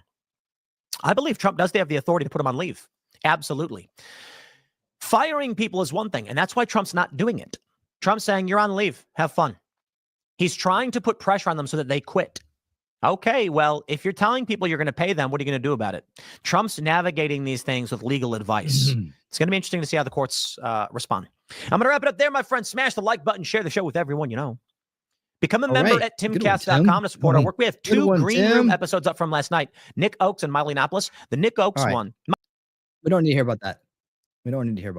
Thank you. Good report. Good news all the way around. Yes, bad actors. The bad actor purge is underway. And evil is paying the price. It's our turn now. And where are we going next? Oh, my goodness gracious. We're almost through. But, man, we're doing really great on time tonight. We've got a great flow going. So good to see so many awesome people out there in the crowd, like Memento Mori. I was watching Nosferatu. Forgot you were on. How is that? Is that good? Let me know. Shelly and I are always looking for movies to watch. And if it's good, we might check it out. What did we just finish up? We just finished up something. We watched a bunch of stuff, but there was something really good. I can't remember what it was. We watched some we watched some mediocre stuff too. So, but some fun stuff, some weird stuff. That's pretty much us. Oh, Scott Hodvick, man, always a pleasure. Thank you for coming here and hanging out with us. And I hope to see you soon. We'll be back tomorrow night at 8 p.m. Eastern or earlier for Unveiling Reality, another trip down the alien UFO, UAP, and HI rabbit hole that's going on right now, and some very interesting stuff. We're going to have a good time tomorrow night, guys. I can't tell you enough about how much good times we're going to have tomorrow night. But the grift is going to be unveiled. It will be unveiled. We found Greer's grift this time around. It's in the form of a 320-page document. But also, we're going to have some fun with just a podcast called the Deep Dive Podcast, which did a an analysis of my 2 videos about Greer in the 2024 apocalypse, drone apocalypse series. So, and you'll get to ask it. You'll get to ask them any questions you want. So, I mean, I think if everything works out, we'll do that. Depends on whether someone comes out with some really a hot pile of garbage tomorrow we need to look at or not. But anyways, hope to see you then, Scott. All right, let's get on to the next one. And speaking of Elon, and Elon is going to be featured several times tonight because he's the man on the scene right now. He is the man on the scene making the dream come true for each and every one of us. And that is in the corruption, in the waste, in the fraud, restore our republic, restore our prosperity, make America great again. And he's doing a great job doing it. And I feel bad for all these mind control victims that are out there and don't see what's going on right now. Now, the ones who do and are just pure evil, man, screw them, right? But the mind control victims that don't, that are just under that narrative-based mind control, they're living in fear, they're completely subverted, almost no hope left for them. Those people, I will always have empathy for and feel sorry for. I will. I know a lot of them, so that's probably why. But let me blast ahead here. All right. Just a little bit. Oh, there we go. I like this meme. Check it out. Sure, MSNBC is bad, and yeah, CNN has gotten bad, but you know, ABC and CBS and PBS, they're not so bad. But I think what a lot of people fail to understand, because so much emphasis and attention is put on CNN and MSNBC, is that in a lot of ways, CBS and ABC are frankly worse. I mean, look at ABC News. Their headliner is George Stephanopoulos, a literal Democrat insider who worked for Bill Clinton. Andre Day, while he presents himself as just a neutral presenter of the facts, the reality is he's promoted every single Democrat hoax over the last however many years. He's a total partisan hack, a total fraud. In other words, what I'm saying is these outlets shouldn't get a pass. Absolutely not. And if you needed any more proof, then look no further than this latest propaganda piece that was pushed out by CBS News, this complete joke of an interview that featured a USAID whistleblower hiding behind anonymity that was brought on to spew pure delusional nonsense with zero pushback from CBS News' Margaret Brennan. Yeah, so much for real journalism. These people are just Democrat activists in a suit, or in this case, I guess in a pantsuit. Let me show you guys exactly what's going on. We got some stuff to get into, so let's roll the tape. All right, folks, so this just aired on CBS News, and obviously the intention here was to continue promoting this outrage and this fear-mongering about Elon Musk and everything that's going on behind closed doors at USAID. Why in our conversation do you think you need to remain anonymous? It has been a very hard week. Personally, professionally, as I said, I live in Washington, D.C. Many of my colleagues work in this field. Starting from January 21st, so the first day of the new administration, things started to go sideways very quickly. The atmosphere of fear that was in the USA building, which we're no longer in, the atmosphere of fear in terms of not knowing who was in the building, not knowing what their motivations were, not knowing if our emails or channels were safe, not knowing how to interpret these executive orders, right, around DIA or administration priorities. All of that created an atmosphere of massive insecurity. Doge members, including Elon Musk, have access to not just the data within the USAID world, right, and the USAID system, which includes old is it? My personal email address, my social security number. 1 day old, buddy. 1 day old. There you go. My entire security file, my information is entirely compromised, and it's in hands that I don't trust. What is absolutely clear to me is that the methods being used to achieve this so-called efficiency, not only do they not seem to be vetted and approved by the President of the United States or our Secretary Marco Rubio, they're entirely the actions of a rogue few individuals. They're dangerous, they're illegal, they're cruel, more than anything. To be vilified by a billionaire who has decided that he's unilaterally going to take...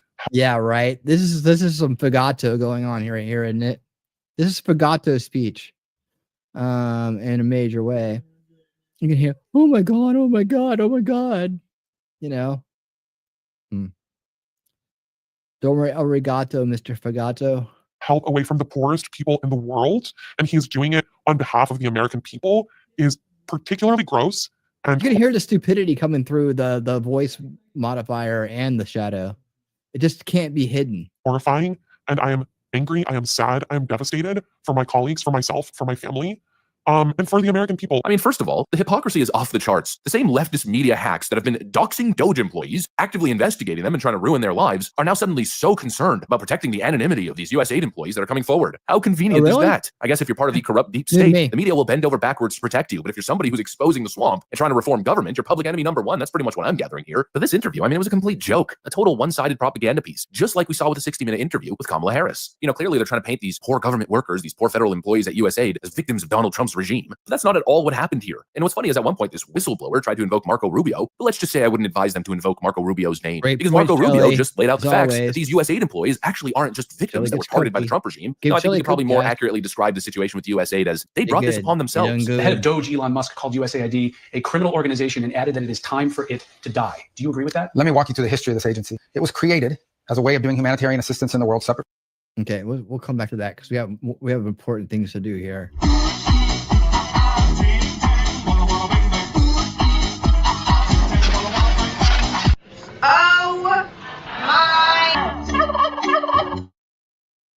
Amazing Disgrace, thank you so much for the $5 super chat. I do appreciate your support, man. Thank you so much for that. It's especially right now, it's so much appreciated. I appreciate you being part of the solution.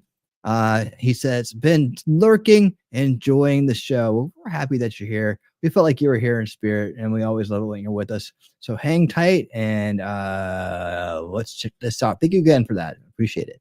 Appreciate it. From the State Department at the time, but it said you have to take policy direction from the Secretary of State, the National Security Council, the White House, and all elements of government. They have basically evolved into an agency that believes that they're not even a U.S. government agency, that they are a global charity, that they take the taxpayer money and they spend it as a global charity, irrespective of whether it is in the national interest or not in the national interest. So they just don't consider that they work for the U.S. They just think they're a global entity and that their master is the globe and not the United States. And that's not what the statute says, and that's not sustainable. The president put a pause on all foreign aid. We go to USAID, which is a big chunk of foreign aid, $40 billion or so.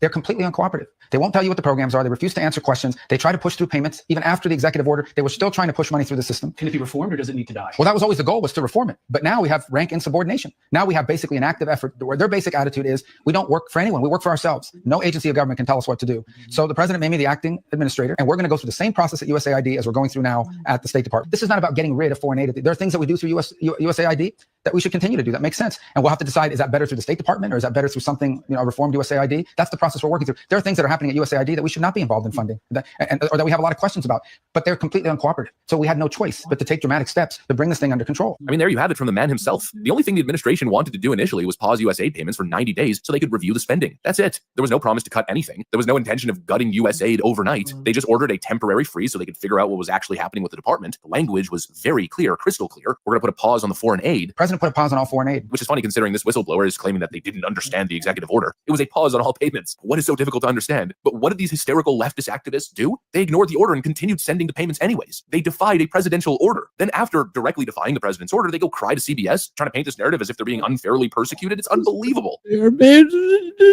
This letter could do things. No, we all voted for it. Rubio called it exactly what it was. It's insubordination. These people aren't bureaucrats. They're not whistleblowers. They're entitled Democrats who refuse to follow orders because they viewed themselves as above the law. As we know from the Democrats, no one is above the law, not even the president. The reality is, had they just followed the executive orders, probably none of this would have happened in the way that it happened. At least not as aggressively. But when you have a department of 14,000 employees who then out themselves as nothing more than partisan actors, well, then it calls for some more immediate action. And that's exactly what happened. Everything about this interview was so utterly dishonest. And again, there was no pushback on any of this. And actually, That's a good point, Andre.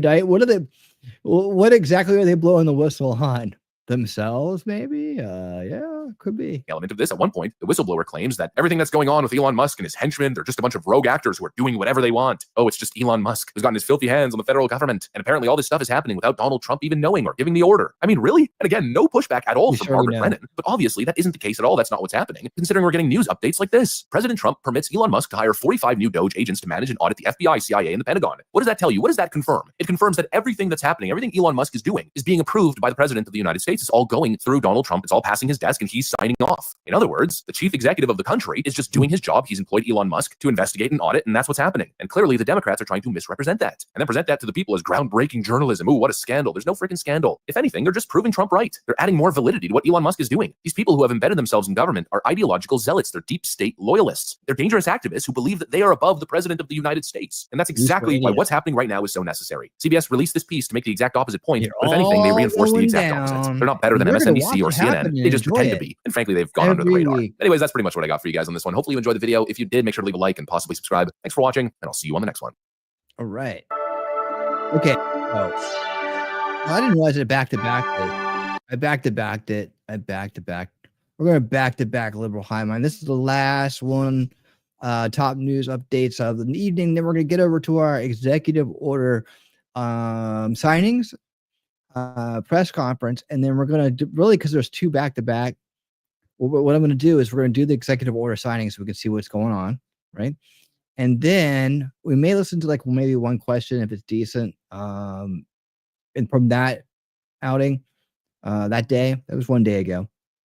And then we're going to jump over to today where Elon was in the house, you know, because you know, Trump doesn't know what he's doing. Obviously, they don't ever talk, but no, he's in the Oval Office with Trump and his son X, and they're having a great time. So we can't miss that. That's going to take up the remainder of the evening. But hey, you know what, guys? They do these things all the time. But here's my promise: just come watch it with me. We'll watch it together. All right, you don't have to worry about watching during the day. You can spend your time doing something else.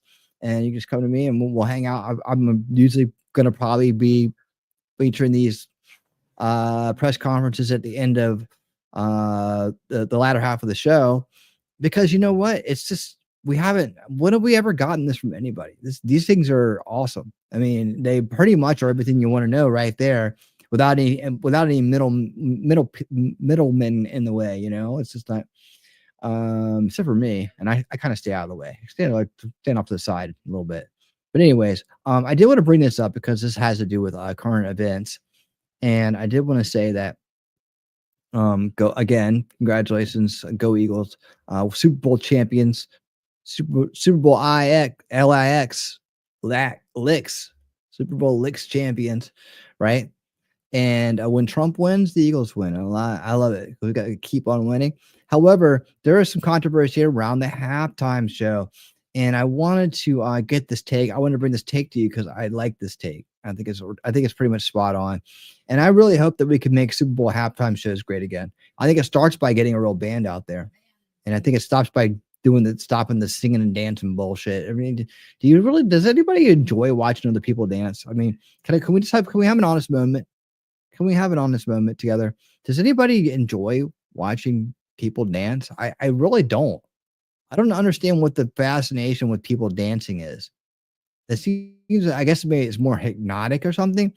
I mean, when's the last time you're like, man, let's go out and watch some people dance? You want to go to a good dance number? Like, who does that?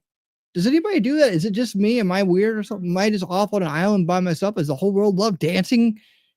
What kind of dancing do you like? I mean, bring back the marching. Yeah, I'd rather see marching bands. I really would. I'd rather see a good marching band than a bunch of idiots dancing on stage with one guy with a microphone playing a canned music. We call it canned music. At least Prince and other bands that have been there before, they had bands with them. They were playing the instruments. Now it's canned music, and most of the time it's lip synced, which is even worse. Even worse. But who likes dancing? Nobody likes dancing. It's embarrassing. It's embarrassing. Hey guys, welcome to the Liberal Hive Mind, a channel solely focused on exposing the abundant hypocrisy of the left. Now, initially, I wasn't going to make this video. I had no intention of talking about the Super Bowl halftime show. Now, of course, it wasn't my cup of tea. I didn't exactly enjoy it. I have my own personal opinions when it comes to modern day rap and the effect that I believe it has on the youth that I don't think is positive. But, you know, generally, I keep that to myself, and I wasn't totally offended by this Kendrick Lamar performance. I just didn't care. I didn't think it was video worthy. But then I logged on X. That's always the mistake now, isn't it? Right? Logging on X and seeing what's going on in the cultural conversation. And instantly, the left turned it into a political issue. There's a lot of people who simply said, you know what? I didn't like it. I thought it was crap. They were making their opinions of the halftime show known. And the general leftist response across the entire platform was that all those people were right-wing bigots and racists. Oh, you're just a racist. If you don't like the show, if you have an issue with the show, well, then that just means you're a racist. And of course, that's the trigger. Now I got to talk about it. Now I definitely have to make a video. I mean, okay. Well, let's turn that around. Maybe they're just black supremacists. Maybe that's what it is. I don't know. I don't like playing that game. You know, I know what I think. It's like, you know, race is divisive, especially when race is turned into a color. It's divisive. And it's intentionally made that way. But I don't know. I didn't hear anybody calling it that. I'm guessing he has a different news feed than I do. But in case you did, here you go. Because once again the left stoops down to that level, and I paid so little attention to it. I don't even know. I don't even know what really was going on with it. I couldn't understand a thing he was saying. I think he could have gotten anybody to do that. Anybody. And I would have rather assume T-Rex trucking do it. I mean, somebody. Barney the dinosaur to somebody. Anybody could have done that. Just hold the mic up and let the music play, the canned music play behind it. Well, I got to set the record straight. Let's talk about it. We got some stuff to get into, so let's roll the tape. Okay, so I'm sure you guys have seen the conversation online. The moment anyone dares say that they didn't like the performance, all the leftoids all over social media immediately started screeching racism, as if that's the only possible explanation. If you didn't just turn around and say, that's impossible. I'm a black supremacist. That's the comeback for being called a racist now. No, that's impossible. I'm a black supremacist. Oh, okay. You're all right then. Like the show, if you had an issue with the show, well, it's because you don't like black people. What a joke. I mean, what a complete joke. They just don't seem to get it. It's not about race. It's about just a general fatigue. People are tired of this woke cultural revolution that's infected every facet of life. I don't give a damn that you Samuel L. Jackson to play Uncle Sam, nor a subliminal diss towards Donald Trump. If y'all don't like America, get out. How is it there's based that you're dissing the country for the oppression of black people, but y'all on the NFL stage performing? Why not perform something to show how far we have come instead of always labeling us as victims? People just want to watch football. They don't want to sit through yet another lecture on race, gender, oppression, or whatever the activist class is whining about this week. But no, everything has to be political. Everything always has to be about identity politics. And there's just such a deep level of irony here, because the same people who are always talking about bringing us together and solving all the problems, solving all the cultural issues that exist in America, seem to be the same people who are trying to tear us apart and segment and segregate us. I mean, one of my major issues with the Kendrick Lamar performance, my initial negative reaction was that I thought it was divisive. Kendrick Lamar's performance was an all-black production.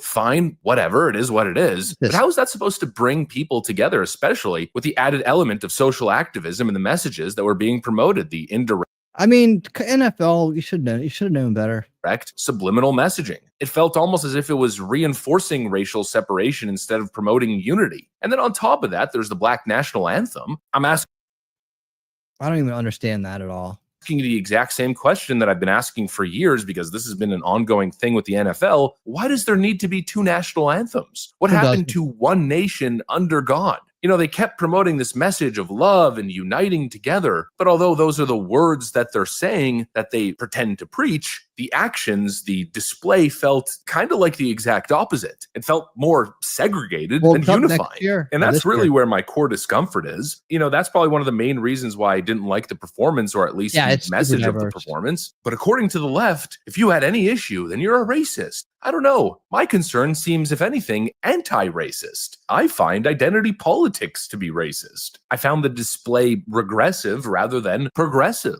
But apparently I'm not allowed to say that, because any criticism targeting any woke display is automatically the telltale sign of being a bigot. It's just absurd. And I think people, honestly, are just tired of it all. Just tired. It's a fatigue. The whole night was drenched in racial and feminist messaging. And it wasn't just the Super Bowl. It was also the ads. I mean, this one right here. You're going to tell me there's not a racial or feminist message behind this? Girls don't play football.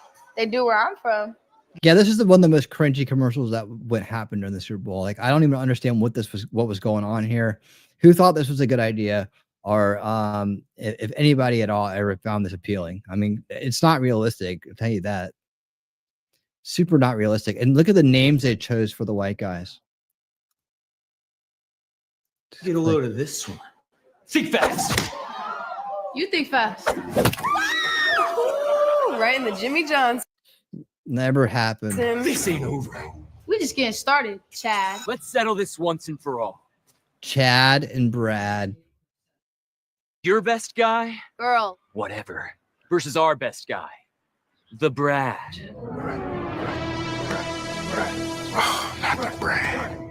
Look at him. He's got a mullet. He's got the redneck haircut too. Is that who is that? Is that a football player? I don't know. I'm Brad. I can read. Well, they're not saying anything Oh, you're outright. so dumb. You're so dumb. I mean, we get the message, right? The white males are always these doofus aggressors. You know, how are you supposed to bring a country together if the message is constantly white man bad? No. My team won the Super Bowl. I'm not Bad, gonna white quit man watching the game. bad. It just, all of it just seems antithetical to the mission statement. And people are tired of it. They're tired of woke culture and messaging overtaking every facet of culture. Anytime they turn on the TV, watch a TV show, watch a movie, watch a sports game, they're always hit with the message. I'm not gonna let the bad guys win. I mean, come on. Not a celebration of American exceptionalism, not a tribute to the shared culture that makes the Super Bowl one of the biggest unifying events of the country. No. Yeah, I mean, go ahead, add it. No, people still won't watch it. It doesn't matter what you've turned it into. Well, I'm gonna go watch me that flag football game because I saw that commercial at the Super Bowl. Nope. No, it was all about identity politics and grievance narratives. It's exhausting. All I want is something positive. And especially with the president in attendance, you know, that was a moment to just bring people together. The president's there. Let's move forward and promote a positive message and vision about the nation's future. No, instead it was, oh, Kendrick Lamar was clearly sending a message to Donald Trump. America bad, America evil, Donald Trump's a fascist. It's exhausted. People don't tune in to be bombarded with woke talking points. They tune in to escape from politics, to just enjoy a great game and to celebrate American greatness. Again, that's got to be the core of everything football, at least in my view. But instead, they're force-fed divisive messaging. And then the worst part on the back end, we're told that if you don't like it, well, then you must be a racist. It's a totally lazy and dishonest argument. You know, if the goal is to actually heal wounds, then what we should probably be looking for is coming together and celebrating what unites us. But the left clearly, like today. It's more like today. Won't allow that. No. He only does that when he goes home, though, because he feels like, you know, he should feel like he can just be himself, right? They need everything to be about what divides us. All the grievances, always focused on division and the grievance. And it's just crazy to me, you know, not to sound like a broken record, but the fact that making that argument is somehow a reason for the left to then label you a racist. It's just insane. And frankly, it's pathetic discourse. People are allowed to think that the performance sucked. People are allowed to say that the messaging was just too much. That doesn't make you a bigot. It makes you a normal person who's sick of being lectured to every time you try to enjoy a freaking football game. And obviously, they don't get that. The woke left just doesn't get it. But really, at the end, it's not my problem. It's their problem, because this is exactly why people are rejecting modern woke politics. It's divisive, it's exhausting, and completely out of touch with what's really going on in the country. And the more they force it down people's throats, I think the more backlash they're going to end up creating. The Super Bowl is supposed to be a celebration. It's supposed to make people feel good and optimistic. But instead, all we get is grievance and division. You know, outside of the game itself, this is pretty much what I gathered. You're a white male! You know, it's really not rocket AIDS relics. What's his name? AIDS relics. Yeah, man, that's a good old fashioned one. Do I still have that one loaded up? I had that one loaded up for a while. I think I might have got it written a bit. Do I still have that one? Man, that was a great one. I can bring that back. AIDS relics. AIDS. I don't know. Anyways, that's a classic one. That was the clip that got Owen Schwarrier his job at InfoWars, by the way. If you care about that kind of stuff. Science. And obviously it's time for a cultural pivot, because clearly what the left has been doing with their domination of culture hasn't worked. As they've attempted to enact this cultural revolution, this woke rethinking of America.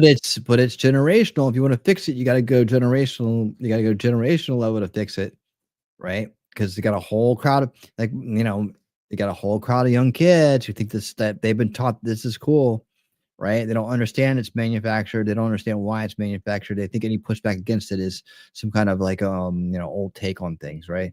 It's very hard to explain to them why this is crap. It really is, without coming across like an old fart. No matter how much musical culture you put into them, trust me, I've had to deal with it myself. So, yeah. What have they done? Have they ameliorated racial tensions? No, it feels way worse now than it did in the 1990s or the early 2000s. And obviously, it's no mystery why. Anyways, that's pretty much what I got for you guys on this one. Hopefully, you enjoyed the video. If you did, make sure to leave a like and possibly subscribe. Thanks for watching, and I'll see you on the next one. All right. Oh, wait, do I got one more? I do have one more. We have to watch this one. Sorry. It goes, well, hold on. Who's this by? Okay, no, we can't watch. We're going to watch that one on Thursday. We're going to watch it on Thursday. And just to give you a little spoiler, liberals melt down over Trump firing Kennedy Center board host drag queen show for kids. Oh man, and there's this one too. The first great victory for Donald Trump, which hasn't been reported out there. Okay. So I'm gonna leave those two for next time and more. I'll add more to it. I'll have to pull those up on the list here to remind myself to look at these first. All right. I'm doing that now. It's called getting ahead of things. And oops. Donald Trump just blocked our scheme. And this one up here. That too. Yeah, we don't want to overdo Liberal Hive Mind tonight. He just put some good content out though. He does. Okay. So just organizing for a second. Okay, so that way when I open up the playlist next time, it'll be good to go. We're gonna pull that one down. We're gonna pull this one up because we are set for the second part of our show. Aren't you guys excited? I'm excited. Let me get this all right. And let me get the winning speed going. Let me make sure you guys got the best picture quality I can get without making it seem terrible. And we're almost there. Let's see. This is the one we want. No, this is the one we want. Yes. All right. So let me go back to you, the crowd, the people that make it really happen. The honest to God, people who make it happen. You'll be pissed when you find out it was your tax dollars that paid for this ad, right? I think a lot of us did. And it looked damn good. If some company wants to waste my money and pay for an ad that everyone would ignore, that would be one thing. Yep. I was thinking that, Jacob. All right. Let's do this thing. I think this will probably take us about the perfect timing, but we'll stop. We'll talk about things as we go along too. Remember, guys, wherever you're at and whatever you're doing right now, stop and make sure you hit that thumbs up. That's the base button. We call it the base button around here. That's the thumbs up. And if you're not based, you can hit the thumbs down. Either way, you're interacting with the stream. You're helping me out. You're helping the channel out. You're helping yourselves out in the long run. That's the way it works. But man, I know my crowd. I know you guys are based out there. I know you're good people. And if you are, you want to hit that thumbs up. That's what makes it happen. And that's what helps us find more people just like us to hang out with and talk about things with and learn from and all that stuff. And if you really, really, really love the channel, you can support it in many different ways, which you guys are all well aware of at this point and don't need a reminder of. But this is important. Do that. That helps. And anyways, let's get to the second half of our show because man, it's gonna be great. I don't even know what executive orders he's got going on now. I'm sure they're fantastic. I can't wait to hear about them. Let's pull this up here. Let's go like that right there. Okay, good. All right. And we're going to let our great, astounding, most transparent president in history, our awesome president, our leader, take it away. Oh, I've been paying attention to what's behind him and seeing what's been changing here. And the last time he was in here, I thought he had like an award right here. Can you see this?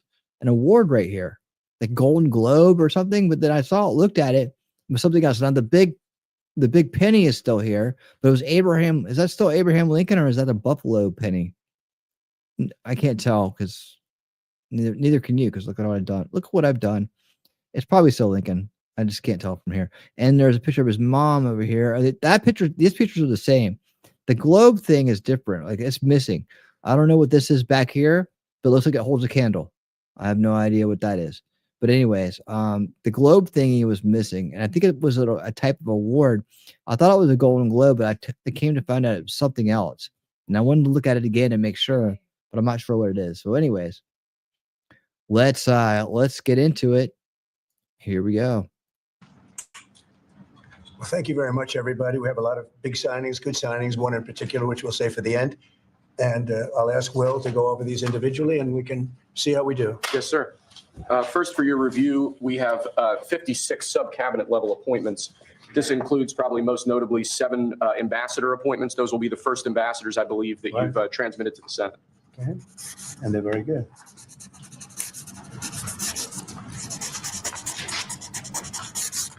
Okay. Thank you, sir. Second, we have acting designations. We're actually designating Doug Collins to be the acting leader of both the Office of Special Counsel and the Office of Government Ethics. You know Doug, everybody, I think? Doug rocks.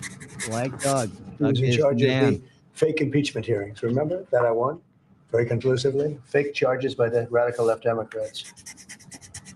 I love it. Okay.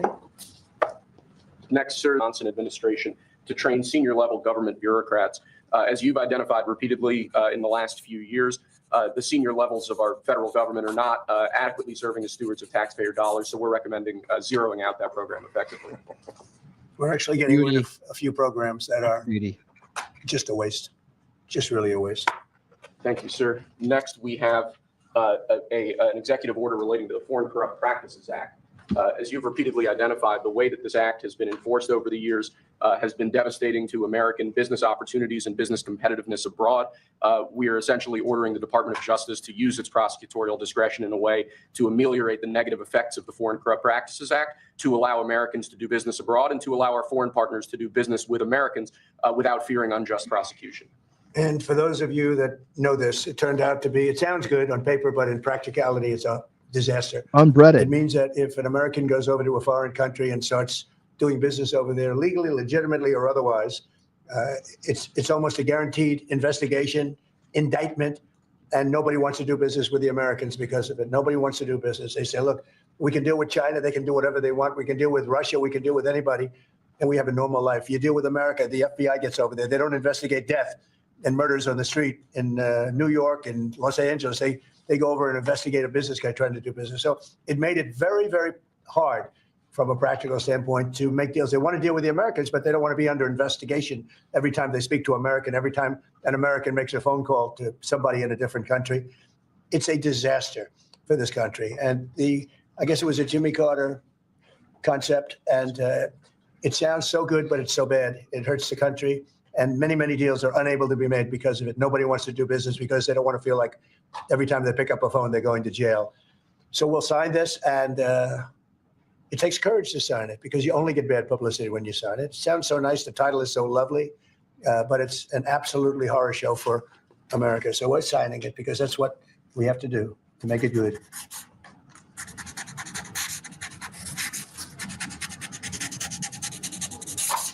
Okay, thank you. It's an important one. It's going to mean a lot more business for America. Okay. Thank you, sir. Next, this is an executive order relating to the use of paper straws. As you've consistently identified, nobody really likes paper straws. Number one trending. Can you believe it? A paper straw was number one trending for 3 days or something. The environmental impact of plastic straws versus paper straws is entirely unclear. This has cost both the government and private industry an absolute ton of money and left consumers all over the country wildly dissatisfied with their straws. So we're asking aspects of the federal government, federal departments and agencies to look at their existing procurement processes. And we're asking your Domestic Policy Council to look holistically at this issue to address it. And it really is something that affects ordinary Americans in their everyday lives. We're going back to plastic straws. These things don't work. I've had them many times. And on occasion, they break, they explode. If something's hot, they don't last very long, like a matter of minutes, sometimes a matter of seconds. It's a ridiculous situation. So we're going back to plastic straws. I think it's okay.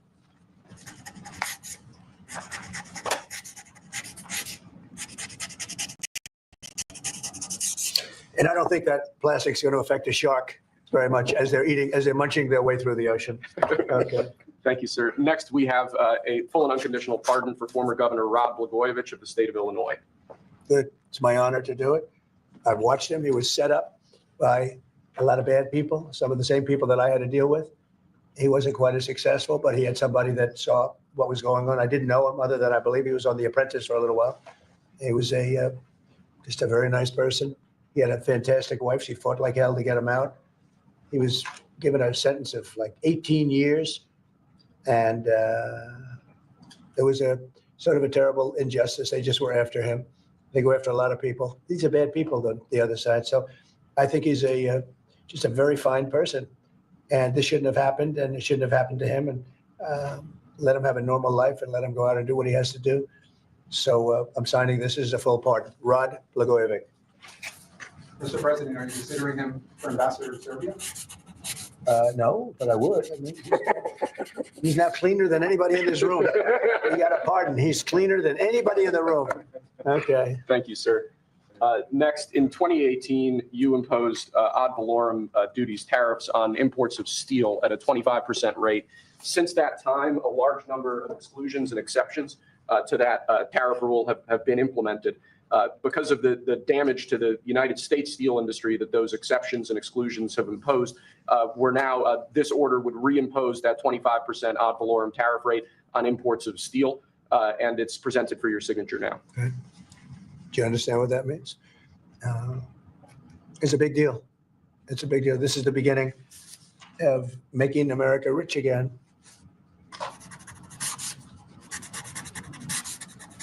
Mr. Secretary, do you have anything to say? Oh, yeah. As you know, Howard is Secretary of Commerce, doing a fantastic job. And what do you have to say about it? So when you imposed the tariffs the first time, you added 120,000 jobs.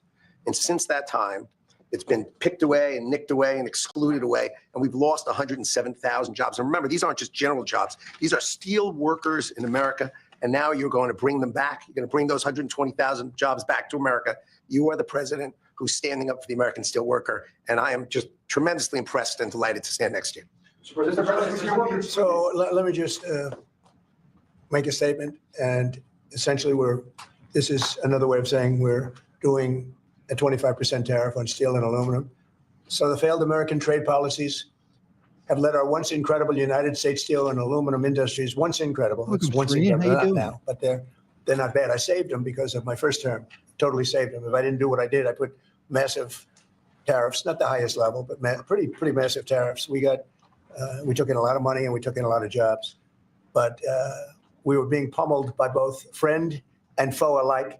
Our nation requires steel and aluminum to be made in America, not in foreign lands. We need to create, in order to protect our country's future, a resurgence of U.S. manufacturing and production, the likes of which has not been seen for many decades. It's time for our great industries to come back to America. I want them back to America. This is the first of many. And you know what I mean by that. We're going to be doing others on other subjects, topics. Protecting our steel and aluminum industries is a must. And today I'm simplifying our tariffs on steel and aluminum so that everyone can understand exactly what it means. It's 25% without exceptions or exemptions. And that's all countries, no matter where it comes from, all countries. If made in the United States, however, United States of America, there is no tariff, zero. So if it's made in the United States, there is no tariff. All you have to do is make it in the United States. We don't need it from another country. As an example, Canada. If we make it in the United States, we don't need it to be made in Canada. We'll have the jobs. That's why Canada should be our 51st state. We'll bring back industries and we'll bring back our jobs and we'll make America industry great again. So essentially, we're putting on a 25% tariff without exception on all aluminum and all steel. And it's going to mean a lot of businesses are going to be opening in the United States. Now, we're going to be meeting over the next 4-week period, maybe on a weekly basis, and maybe we'll do a couple of them at different times and maybe together. But we'll be talking about other subjects like cars. We'll be talking about drugs and pharmaceuticals. We'll be discussing chips. And we're going to be doing some other things in addition to that, all which will bring in a lot of jobs into our country. Cars is going to be a very big one and a very important one. And America is going to be stronger than it ever was before. Okay. So are you finished with everything, I think? We have aluminum still. Okay, here, let's sir. go. So with Okay, I want to stop for 1 second, and I want to talk about something just for a second. If we were to make Canada the 51st state, how would we do the electoral college? They would single-handedly be the biggest electoral holder in our country at that point, wouldn't they? Wouldn't they? How would we do that? Like, I like the idea. When I started thinking about it, I was like, how are we going to handle the electoral college? Because we sure as hell aren't going to let the Canadians start deciding who's president. They don't have a good track record with that yet. But if you guys have any ideas, let me know in the chat. I just want to throw that out there as a point to discuss. All right. So let's get back to it. With respect to aluminum, similarly to steel, since 2018, a large number of exceptions and exemptions have been added into the law. This eliminates all of those and also increases the ad valorem tariff rate from 10 to 25%. Mostly the last part is the most important, right? Would you say? Totally. So basically, this is aluminum, the same thing, no exceptions, no nothing. And it's going to bring our aluminum business back and may go higher. I mean, frankly, it may go higher. And we're going to also be talking about we're going to be talking about things over the next 3 weeks that I think will be amazing for our country, amazing for our jobs, and will bring us to a new level of prosperity. And I think, frankly, our allies and our enemies did it for years. They really expected it sometime during the Biden administration, but they didn't do anything. As you know, I put tariffs on China. We took in hundreds of billions of dollars with those tariffs, and Biden wasn't able to get them out. He tried to, but it was too much money. He couldn't do it. And we're going to be doing a very concise and, very, it's going to be good. And I don't think if done properly, and we're going to try and do that, we don't want it to hurt other countries, but they've been taking advantage of us for years and years and years, and they've charged us tariffs. Most of them have charged us, almost everyone, I would say, almost without exception. They've charged us, and we haven't charged them. And it's time to be reciprocal. So you'll be hearing that word a lot, reciprocal. If they charge us, we charge them. If they're at 25, we're at 25. If they're at 10, we're at 10. And if they're much higher than 25, that's what we are too. So that's having to do with everything. That's not just steel and aluminum. But we'll be discussing that over the next couple of weeks. But we will be looking at chips, and we will be looking at cars, and we're going to be looking at pharmaceuticals, and there'll be a couple of other things also in addition. Get rid of pharmaceutical commercials. Said that they support this move. What would you say to American consumers who are worried the prices that they do support this move? I love the steel makers. Of course they, because they want to save their businesses. U.S. Steel will now be a very valuable company. Anybody that makes steel is going to be great. Anybody that works in big steel is going to be very happy. What do you say to consumers who are worried about prices, sir? Oh, I don't think you're going to. No, you're going to ultimately have a price reduction because they're going to make their steel here. There's not going to be any tariff. These foreign companies will move to the United States, will make their steel and aluminum in the United States. Ultimately, it'll be cheaper, but we'll also have jobs, many more jobs. A win-win situation. Well, we're looking at numbers, and we'll be coming up with a number, but we make some of the finest cars in the world, and some companies prohibit us from selling those cars in their countries, but they sell us cars. They send cars to us, and we don't do that. We charge nothing or 2.5%, and they'll be charging 100%. They'll be charging much more than that if you look at some of them. So I think those days are over, but we'll be announcing on other things such as cars. We got some other things we'll be doing, but the biggest thing is reciprocal. We want tariffs to be fair. If they charge us, we charge them. We'll be doing reciprocal over the next, I would say, 2 days, don't you think? 2 days, yeah, maybe. Mr. President, the Australian Prime Minister has said that you are considering an exemption from Australia on steel. Is that correct? I just spoke to him, very fine man, and he has a surplus. I mean, we have a surplus with Australia, one of the few. And the reason is they buy a lot of airplanes. They are rather far away, and they need lots of airplanes. And we actually have a surplus. It's one of the only countries which we do. And I told him that that's something that we will give great consideration. Yeah, Judge. One for the UK as well. Congrats. We have a huge deficit with the UK. Big difference. You don't have a deficit with Argentina. Is that country also going to be? We have a little deficit with Argentina. Almost with every country. But Australia, because of the airplanes, they buy a lot of airplanes. There's a little bit of a surplus. Mr. President, if other countries retaliate, I don't mind. What is your plan for example, farmers? Last term, Well, the farmers are going to be helped greatly.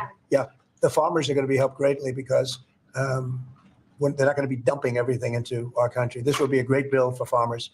And in terms of retaliation, if they retaliate, it's, as I said, it's reciprocal. So if they raise it a little bit, then we raise it automatically. So I don't think it helps for them to retaliate. But also remember this, they can't really retaliate because we're the piggy bank. We're the piggy bank. But if we don't do this, we won't be the piggy bank for long. We won't be much of a country. Mr. President, you see that report, sir, that Hamas was going to stop releasing some Israeli hostages, and what was your reaction? I think it's terrible. Look, I looked at the hostages that came in, and they're emaciated.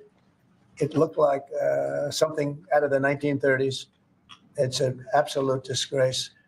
And I think they saw the way the world viewed it, and they're looking for a reason not to send more because they're all. You take a look at that. It looked like it was a concentration camp, which essentially it was. It looks like they came out of the Holocaust. And what a sad thing. One of them was a young man, good-looking guy, a little bit heavier than perhaps he could have been, and now he looks like he's not even recognizable. Not even recognizable. Look, I can tell you that those people have been badly hurt, both mentally and physically. I'm talking about the young women that came out also previously. And I think one of the reasons they're doing this is because they're probably sending the best. What you see is probably the best because they want to send people that look at least healthy. And that's not healthy. These people have been badly hurt. They've been interviewed by our representatives. They've been interviewed by Israeli representatives, and they're really hurting. They are really hurting mentally and physically. And I think Hamas is looking at that and saying, well, it's not going to get much better than that because they probably send out their best as a representative, and they've got more to send out. And they probably feel that they can't do that because it's not going to make them look very good. Is the ceasefire delayed us, or should the ceasefire then be off? Well, I would say this, and I'm going to let that be because that's Israel's decision. But as far as I'm concerned, if all of the hostages aren't returned by Saturday at 12 o'clock, I think it's an appropriate time. I would say cancel it and all bets are off and let hell break out. I'd say they ought to be returned by 12 o'clock on Saturday. And if they're not returned, all of them, not in drips and drabs, not 2 and 1 and 3 and 4 and 2. Saturday at 12 o'clock. And after that, I would say all hell is going to break out. And I don't think they're going to do it. I think a lot of them are dead. I think a lot of the hostages are dead. I think it's a great human tragedy. What's happened? How people can be that mean to do. I mean, the one guy was laughing when a hostage he thought his family was alive. Found out the family was dead, and his captor, so to speak, started laughing because he thought it was so funny. You know, this is a different group of people. No, I would say Saturday at 12, we want them all back. I'm speaking for myself. Israel can override it. But from myself, Saturday at 12 o'clock, and if they're not here, all hell is going to break out. Mr. President, in an interview this weekend, you said that Palestinians would not be guaranteed the right to return to Gaza if the U.S. were to develop it. What did you mean by that? We've spoken to a lot of Palestinians. They would love to leave Gaza if they could find a place to be. And I've spoken to various leaders of various countries in the not so, distant area from where we're talking about, the Gaza Strip. And I think they were very positive about providing land. What we need is land. And if we could build a nice place for people to live safely, everybody in Gaza would do it. They've been persecuted. They've been spit on. They've been treated like trash. And they would love to get out of Gaza. But until now, they never had an alternative. Now they have an alternative. And as far as Hamas is concerned, you're seeing the real Hamas now with the hostages. On Gaza, you have Who are you from where? The Wall Street Journal, sir. Yeah, that's what I thought. The Jordanian leader is coming in to see you. Yeah. Folks in Jordan have expressed opposition to taking in more Gazans, more Palestinians. How are you going to convince him to do otherwise? I think he'll take. I do think he'll take, and I think other countries will take also. They have good hearts. I think they'll take. But what about the Palestinians who just won't leave? Our team has spoken to many. They're all going to leave when they have a place that's a better alternative. When they have a nice place that's safe, they're all going to leave. It's a hellhole right now. But how are you so sure? Will the U.S. force them to leave? You're going to see that they're all going to want to leave. So when it comes to Saturday at noon, there's an American hostage who's still being held by Hamas right now. Look, who knows? Are they alive? Are they not alive? But I saw the condition. When I saw the condition of the last ones that came out, and the women too, everybody. The one woman had her hand blown off because she was trying to stop a bullet being fired at her. Okay, kind of a situation is that. You saw her. Ouch. Ouch. I just think it's time to either you release everybody. They're not going to be alive right now, based on what I saw over the last 2 days. They're not going to be alive for long. Saturday at 12 o'clock. And after that, it's going to be a different ballgame. Mr. President, when you say all hell is going to break loose, are you speaking about retaliation from You'll find out, and they'll find out too. Hamas will find out what I mean. Mr. President, they're going to find out what I mean. These are sick people, and they'll find out what I mean Saturday at 12 o'clock. But no involvement How with about Palestinians from the West Bank? Are they going to be relocated to? Right now they're there, and I assume they want to remain there. It's different. They're there. It's never been like what we're talking about with the Gaza Strip. So you're going to continue? You have No, I have no plans there. Mr. President, regarding the Consumer Financial Protection Bureau, Democrats, including Elizabeth Warren, have said that by freezing it, it's big banks and giant corporations a green light to see. Well, she's not credible. It's the faker. That was set up to destroy people. She used that as her little personal agency to go around and destroy people. And she's a fake. Just like she said she was an Indian, and she wasn't an Indian. You have more Indian blood in you than she has.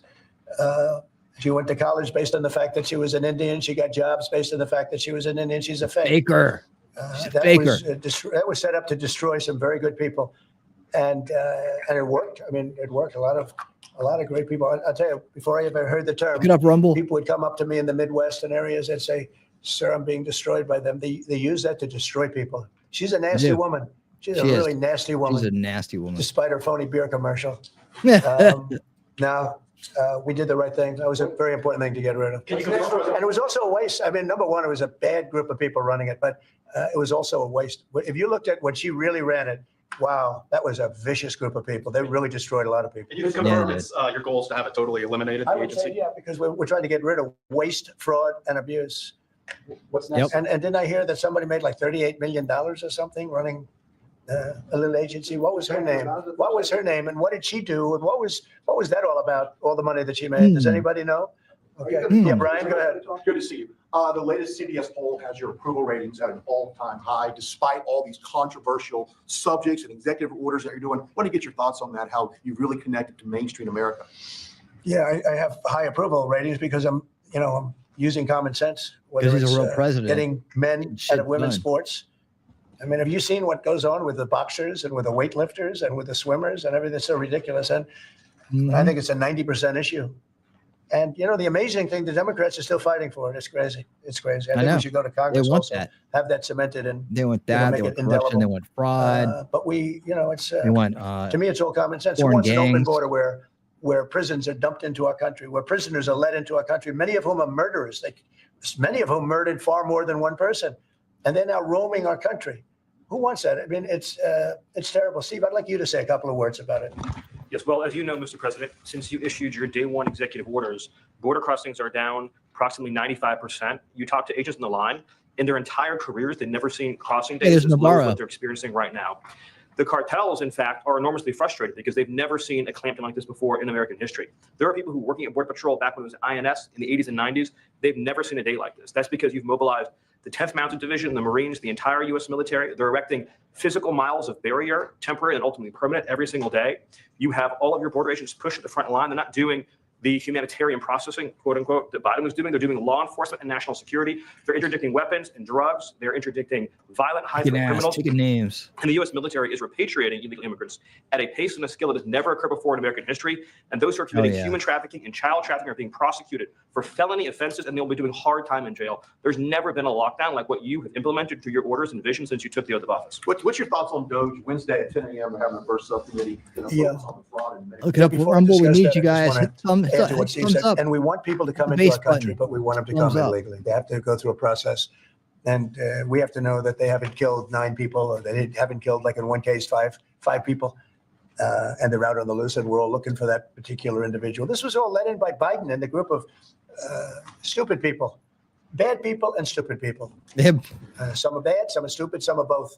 But I'll tell you what they've done to this country. But we're cleaning it up. And hard to believe I can say it. It'll be better than ever before. But we have a lot of bad people we have to get at. We're searching out for a lot of them. I think Tom Holman and Christie are doing an unbelievable job. Christie, no. They're doing an unbelievable job. They're taking out massive numbers of These people. cabinets And you notice every it's a country dream is team. accepting those people back. Remember, everyone said, It's oh, the they'll new never dream accept them. team. They're all taking them back. They have to. They're all taking them back. Every single country is taking them back. I don't know if they want them or not. I don't imagine they do, but they're taking them back. Are you going to talk about Mr. President, back on Gaza, you talked with Fox News about the billions of dollars we pay for Jordan and Egypt every year. Would you withhold aid to these countries if they don't agree to take in the Palestinians? Yeah, maybe. Sure. Why not? I mean, if they don't agree, I would conceivably withhold aid. Yeah. Are you going to talk to Prime Minister Netanyahu about the Saturday deadline? Sure. I mean, it's just my deadline, but they may change it. But I think it's, I've seen too many people come out. They look like Holocaust victims from many years ago.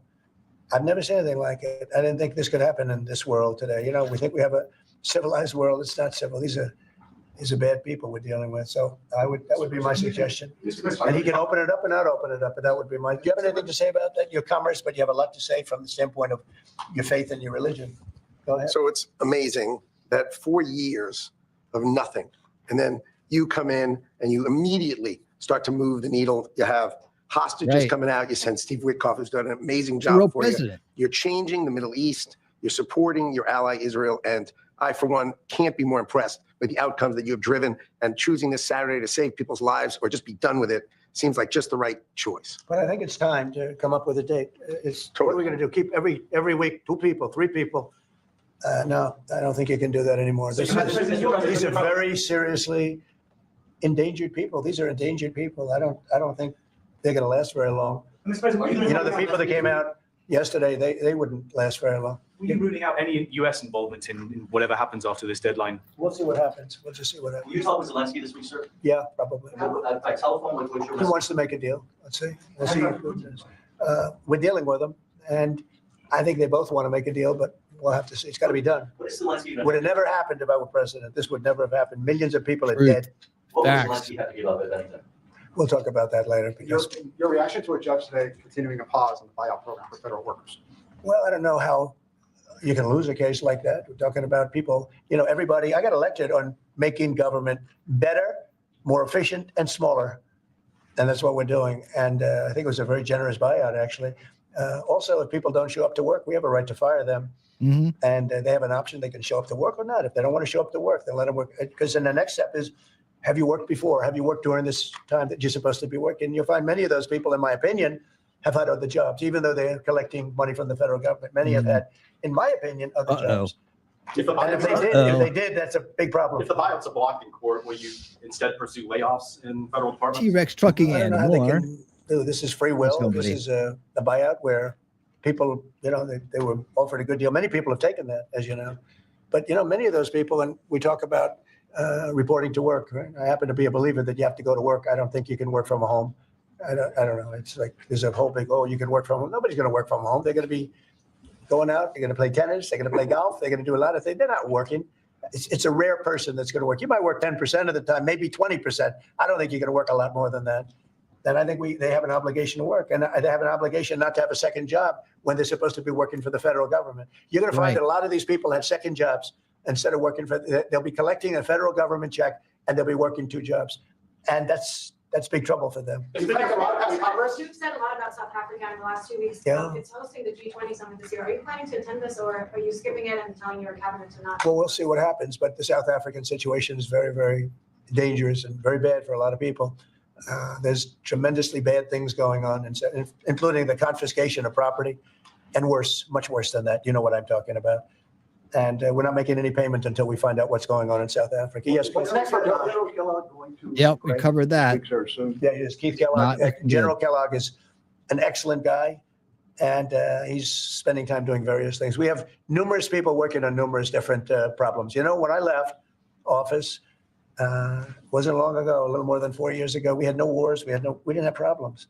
Now we got the whole world is blowing up, but we'll put out the You'll get them fires. fixed faster. I know you will. Are you trying to set up a meeting with him? Well, I can't tell you what I'm talking about, but we are talking as a group also. I think they'd like to make a deal, but it takes two to tango. And so, Danny, you can't give us And any three to full clarity cha-cha. on whether you personally have spoken to I don't want to talk about it. No, I don't want to talk about it. It's not going to help you to know, but we would like to get a deal done if possible, only because in my case, save lives. You know, we're much further away. Remember, Yeah, that is Abraham Lincoln. we back have an there. ocean separating. They don't. Europe should be paying what Lighting we're is paying. a tricky thing. And Europe has done it more in the form of a loan than with us. We just give it. You know, Biden gives it because he's not a smart individual, not a very smart individual. We have people over there today who are making a deal that as we give money, we get minerals and we get oil and we get all sorts of things, because why are we doing this? And all this money, we're in for maybe 350 billion and Europe's in for 100 billion. And Europe's in really as a form of a loan. You can do In it. theory, they get Listen that to the money wolf. back. In theory, they get interest Listen on to their the money. wolf. It's a whole different ballgame. And Biden is the one that started doing this. Every time Zelensky came here, he walked away with 60 to 100 billion dollars. I think he's one of the greatest salesmen who have ever lived, by the way. Can you discuss your intentions with the Kennedy Center, which you're now Yeah. board chair? So we took over the Kennedy Center. We didn't like what they were showing and various other things. And I had a lot of the board members already, as you know, and we have some that will be replaced. But we have We're almost there. We actually made it through the a whole whole new thing. group of Good people going questions. in. I couldn't turn I it have off. Rick Grinnell, who's got some experience in that world. He's very good. Going to be handling it on a temporary basis. I think he'll do a great job, but we're going to get some great professionals. I'm going to be chairman of it, and we're going to make sure that it's good and it's not going to be woke. There's no more woke in this country. This woke has cost us a fortune and cost us our reputation, but the reputation's coming back very, very rapidly. Thank you very much, everybody. Thank you, Mr. President. Awesome job. Awesome job. We're going to get on to the next part of this. Pretty fast here, but I wanted to, and that's the part. Elon Musk, guys, coming in to talk about Doge, to talk about USAID, talk about fraud. That's all coming up right now. We need to get hopping on that. Yeah, we need to get going on that within the next couple of minutes. But I just want to say hello to T-Rex Trucking and More. And as I've recently found out, the and more is for probably not gay friend. So there you go. The T-Rex and More is the the and more is probably not gay. There you go. That was something he actually told me that night. That was funny. You're probably the and more is you're probably not gay friend, T-Rex Trucking and More. There you go. That's it. I told you I was going to bring that up, T-Rex. That was hilarious. Yeah. And that was definitely amazing. But guys, it's just going to get better right now. It's going to get better right now because Elon is in the house. This is from today. And he's joining him at the signing. So there's going to be more signings. But Elon is there. And so I think we're sped up pretty good here. We got to hop on it so we can get to it. But just let me go ahead and just say probably not. That's the way it goes. That's the way we say it. That's what it means. That's what it means. That's what it means. That's what we figured out. And by the way, wherever you're at, I keep flashing this, but if you're over there on Rumble, man, you guys make it happen. The algorithm depends on your base thumbs up. You need to have that base thumbs up. If you're base, you hit the thumbs up, right? If you're not based, you hit the thumbs down. But either way, interact with the stream. It helps get us out there on all platforms. I really do appreciate it, and everybody here appreciates it. And in the long run, it's in everybody's best interest that you do it. So there you go. All right. Oh, look at you stealing that. Oh, you can't be cursing. You were laughing about the other night. Stop it. Stop it. Stop it, T-Rex. All right, here we go. All right. Ladies and gentlemen, without further ado, did Trump even sign an executive order? Yeah, he did. He does. See, it's he's over here. At some point, I think it didn't seem like he did it? I think Elon kind of stole this show there, but I swear I saw him signing something in here. Do we have anything to sign, sir? If we miss the signing part, I'll have it on Thursday, okay? Promise. I swear to God, I thought I saw him sign something. Maybe not. Maybe not. Okay, it doesn't matter because it's gonna be great. It doesn't matter. And action. Coming often? X, are you okay? This is X, and he's a great guy, high IQ. He's a high IQ individual. No, outside. So thank you very much. We had a busy day today. The king just left, and we've had a great discussion, terrific discussion concerning Gaza and everything else. Yeah, I don't see that he did, but if I find out he did, we'll go back and look at it. 12 o'clock on Thursday. A big moment. We'll see what happens. I don't expect much happening with these people, but we'll see what happens. And we're going to be signing a very important deal today. It's Doge, and I'm going to ask Elon to tell you a little bit about it and some of the things that we found, which are shocking. Billions and billions of dollars in waste, fraud, and abuse. And I think it's very important. And that's one of the reasons I got elected. I said, we're going to do that. Nobody had any idea it was that bad, that sick, and that corrupt. And it seems hard to believe that judges want to try and stop us from looking for corruption, especially when we found hundreds of millions of dollars worth, much more than that, in just a short period of time. And we want to weed out the corruption. And it seems hard to believe that a judge could say, we don't want you to do that. Well, so maybe we have to look at the judges because that's a very serious. I think it's a very serious violation. I'll ask Elon Musk to say a few words, and we'll take some questions. Elon, go ahead. Sure. So at a high level, if you say, what is the goal of Doge and I think a significant part of the presidency is to restore democracy. This may seem like, well, aren't we in a democracy? Well, if you don't have a feedback loop, okay, we would have to, if you sorry.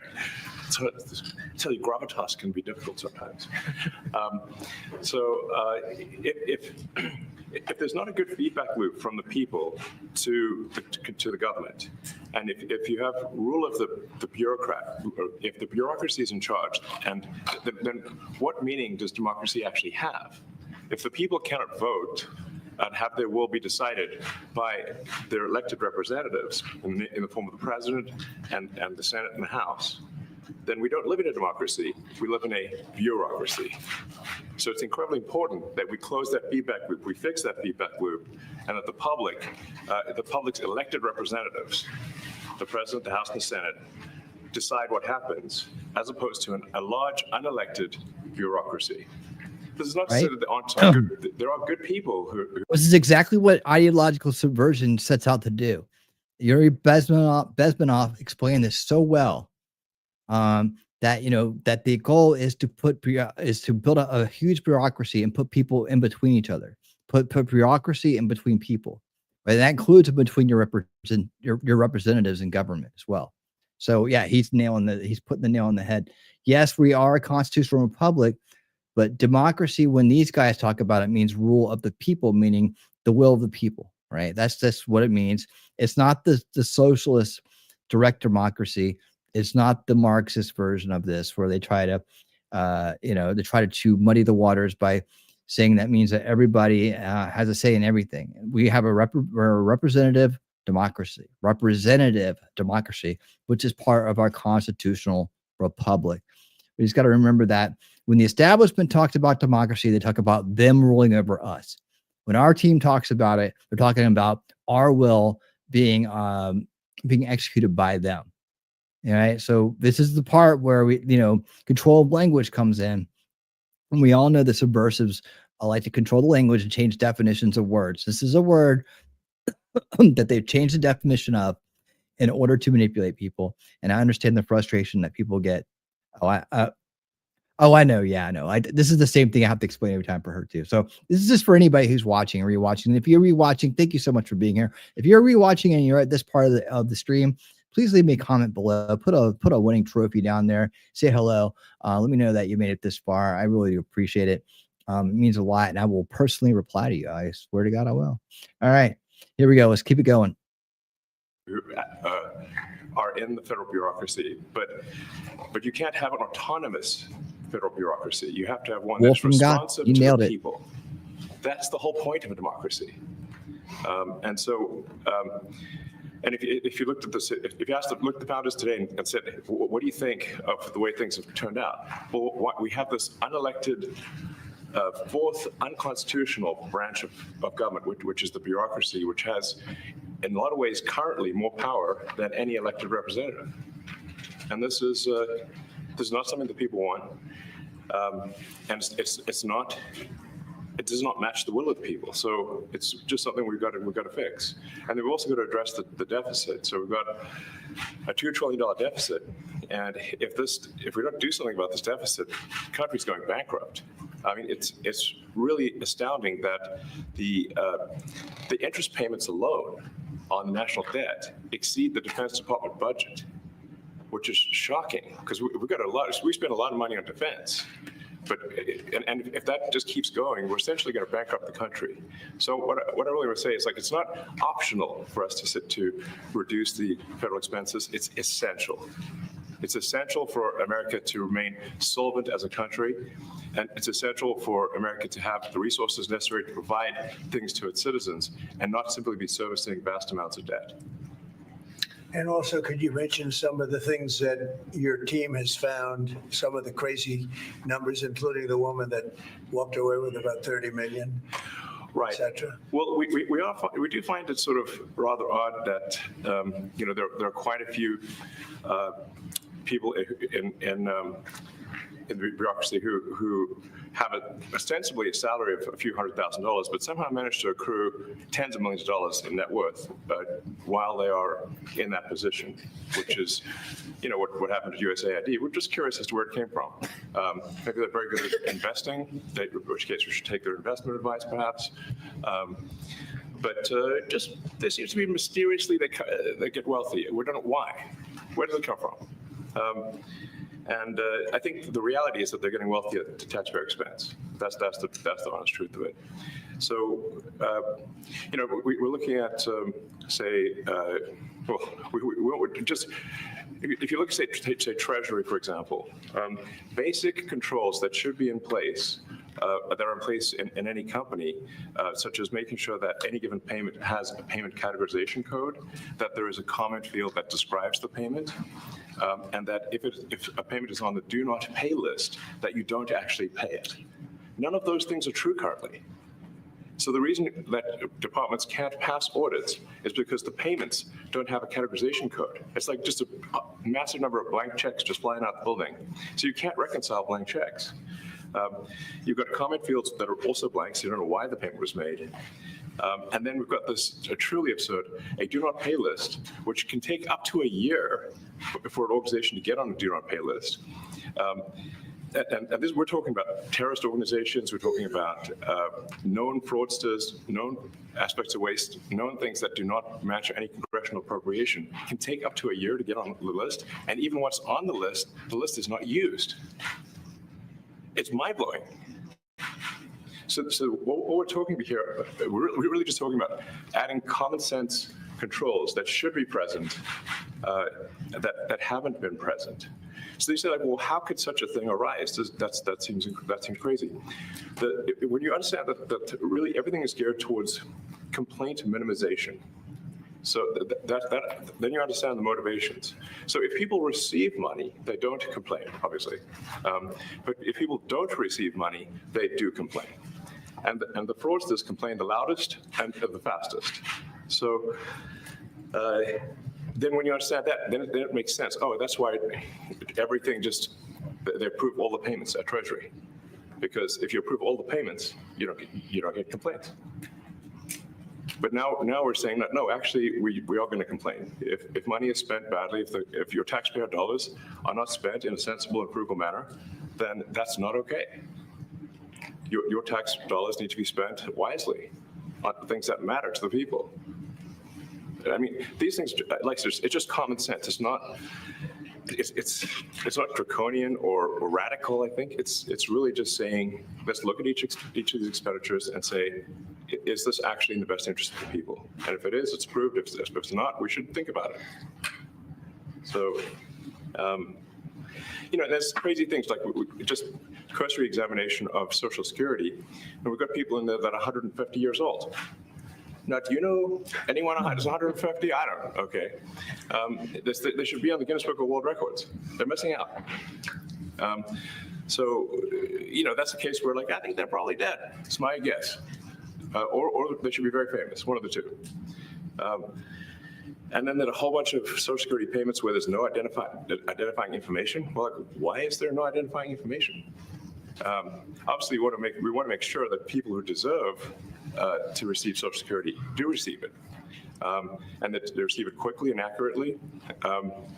Also, another crazy thing. So, one of the things is, like, we are trying to sort of right-size the federal bureaucracy, just make sure that this, obviously, there need to be a lot of people working for the federal government, but not as many as currently. So we're saying, well, okay, let's, if people can retire, with full benefits. Right? That'd be awesome, amazing. Oh, yeah. Retire, get the retirement payments, everything. And then we were told, this is actually, I think, a great anecdote, because we were told the most number of people that could retire possibly in a month is 10,000. I'm fine with no taxes. Well, why is that? Well, because all the retirement paperwork is manual on paper. It's manually calculated, then written down on a piece of paper. Then it goes down a mine. And like, what do you mean a mine? Like, yeah, there's a limestone mine where we store all the retirement paperwork. And you look at a picture of this mine. We'll post some pictures afterwards. And this mine looks like something out of the 50s because it was started in 1955. So it looks like it's like a time warp. And then the speed, the limiting factor is the speed at which the mine shaft elevator can move determines how many people can retire from the federal government. And the elevator breaks down sometimes, and then nobody can retire. Doesn't that sound crazy?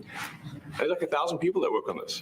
So I think if we take those people and say, like, you know what, instead of working in a mine shaft and carrying manila envelopes to boxes in a mine shaft, you could do practically anything else, and you would add to the goods and services of the United States in a more useful way. So anyway, so I think, that's an example. Like at a high level, if you say like, how do we increase prosperity? Is we get people to shift from roles that are low to negative productivity to high productivity roles. And so you increase the total output of goods and services, which means that there's a higher standard of living available for everyone. That's the actual goal.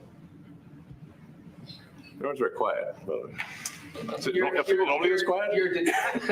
Your detractors, Mr. Musk. What? Including a lot of Democrats. I have detractors? You do, sir. I don't believe it. Say that you're orchestrating a hostile takeover of government and doing it in a non-transparent way. What's your response to that criticism? Well, first of all, you couldn't ask for a stronger mandate from the public. The public voted. We have a majority of the public voting for President Trump. We won the House, we won the Senate. The people voted for major government reform. There should be no doubt about that. That was on the campaign. The president spoke about that at every rally. The people voted for major government reform, and that's what people are going to get. They're going to get what they voted for. And a lot of times, people that don't get what they voted for, but in this presidency, they are going to get what they voted for. And that's what democracy is all about. Mr. Musk, the White House says that you will identify and excuse yourself from any conflicts of interest that you may have. Does that mean that you are in effect policing yourself? What are the checks and balances that are in place to ensure that there is accountability and transparency? Well, we actually are trying to be as transparent as possible. In fact, we post our actions to the Doge handle on X and to the Doge website.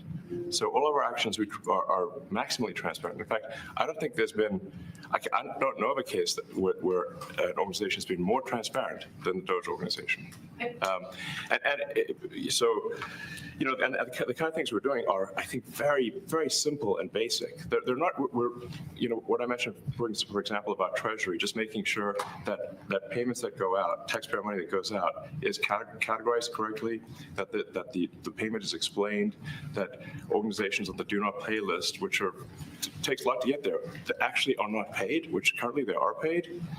These are not individual judgment decisions. These are about simply having sensible checks and balances in the system itself to ensure that taxpayer money is spent well. So it's got nothing to do with, like, say, a contract with some company of mine at all. But there is a conflict of interest when it comes to you yourself. For instance, you've received billions of dollars in federal contracts when it comes to the Pentagon, for instance, which the president, I know, has directed you to look into. Yeah. Are you policing yourself in that? Is there any sort of accountability check and balance in place that would provide any transparency for the American people? Well, all of our actions are fully public. So if you see anything, you say, like, wait a second, hey, Elon, that seems like maybe that's, there's a conflict there. It's not like people are going to be shy about saying that. They'll say it immediately. Including you yourself. Yes. But transparency is what builds trust, not simply somebody asserting trust. So not somebody saying they're trustworthy, but transparency, so you can see everything that's going on. And then you can see, am I doing something that benefits one of my companies or not? It's totally obvious.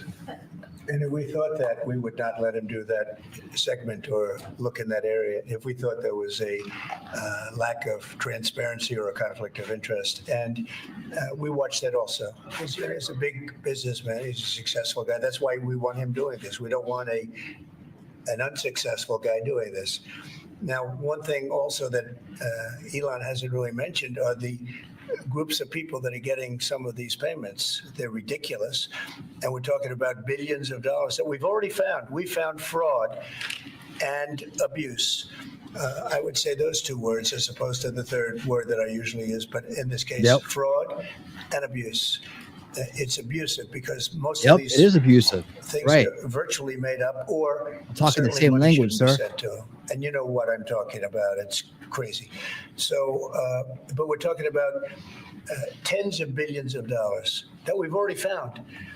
And now a judge who's an activist judge wants to try and stop us from doing this. Why? Why would they want to do that? I campaigned on this. I campaigned on the fact that I said government is corrupt. And it is very corrupt. It's very, very, it's also foolish. As an example, a man has a contract for 3 months and the contract ends, but they keep paying him for the next 20 years, because nobody ends a contract. You get a lot of that. You have a contract that's a 3-month contract. Now, normally, if you're in a small, in all fairness, it's the size of this thing is so big. Yeah. But if you have a contract and you're in a regular business, you end the contract in 3 months. It's a consultant. Here's a contract for 3 months, but it goes on for 20 years. And the guy doesn't say that he got money for 20 years, They don't say it. They just keep getting checks month after month. And you have various things like that. And even much worse than that, actually, much worse. And I guess you call that incompetence, maybe. Yeah. It could be corruption. It could be deals made on both sides, where the guy gets some money, he kicks. I think there's a lot of kickback here. I see a lot of kickback here. There's a lot of kickbacks. Tremendous kickback, because nobody could be so stupid to give out some of these contracts. So he has to get a kickback. So that's what I got elected for, that and borders and military and a lot of things, but this is a big part of it. And I hope that the court system is going to allow us to do what we have to do. We got elected to among other things, find all of this fraud, abuse, all of this horrible stuff going on. And we've already found billions of dollars, not like a little bit, billions, many billions of dollars. And when you get down to it, it's going to be probably close to $1 trillion. It could be close to $1 trillion that we're going to find. That will have quite an impact on the budget. And you'll go to a judge where they handpick a judge, and he has certain leanings. I'm not knocking anybody for that, but he has certain leanings, and he wants us to stop looking. How do you stop looking? I mean, we've already found it. We have a case in New York where a hotel has paid $59 million, $59 million because it's housing migrants, illegal migrants, all illegal, I believe. And they were being paid twice the normal room rate at 100% occupancy. Unbelievable. So it's a racket. Mr. Mustang, can I ask a question? Well, if I may sort of just going for the president's comments, at a high level, you say, well, what are the two ingredients that are really necessary in order to cut the budget deficit in half from 2 trillion to 1 trillion? And it's really two things: competence and caring. And if you add competence and caring, you'll cut the budget deficit in half. And I fully expect to be scrutinized and get a daily proctology exam, basically. Might as well just camp out there. So it's not like I think I can get away with something. I'll be scrutinized nonstop. But with support of the president, we can cut the budget deficit in half from 2 trillion to 1, and then with deregulation, because there's a lot of sort of regulations that don't ultimately serve the public good. We need to free the builders of America to build. And if we do that, that means I think we can get the economic growth to be maybe 3-4%, maybe 5%. And that means if you can get $1 trillion of economic growth and you cut the budget deficit by $1 trillion, between now and next year, there is no inflation. There's no inflation in 26. And if the government is not borrowing as much, it means that interest costs decline. So everyone's, the mortgage, their car payment, their credit card bills, anything, their student debt, the monthly payments drop. That's a fantastic scenario for the average American. I mean, imagine they're going down the grocery aisle and the prices from one year to the next are the same, and their mortgage, all the debt payments dropped. How great is that for the average American? We had no idea we were going to find this much. And it's open. It's not like complicated. It's not simple stuff. It's like a lot of work. Yeah. You can't believe it. A lot of work, a lot of smart people involved, very, very smart people. But you're talking about anywhere, maybe $500 billion. It's crazy the kind of numbers you're talking about. Normally when you're looking at something, you'll find you're looking for 1 out of 100. Here, you're almost reversing it. You look for one that's good. Yeah. And you can look at the title and you say, why are we doing this? Why are we doing that? And the public gets it. You know, the public gets it. You've seen the polls. The public is saying, why are we paying all this money? This for years, this has gone on. Right? And why are we paying income tax as a result? We need a remedy. Senator Rand Paul today said that DOJ cuts will ultimately need a vote in Congress. Do you agree with that? Is that the I plan? really don't know. I know this. We're finding tremendous fraud and tremendous abuse. If I need a vote of Congress to find fraud and abuse, it's fine with me. I think we'll get the vote, although there'll be some people that wouldn't vote. And how could a judge want to hold us back from finding all of this fraud and finding all of this incompetence?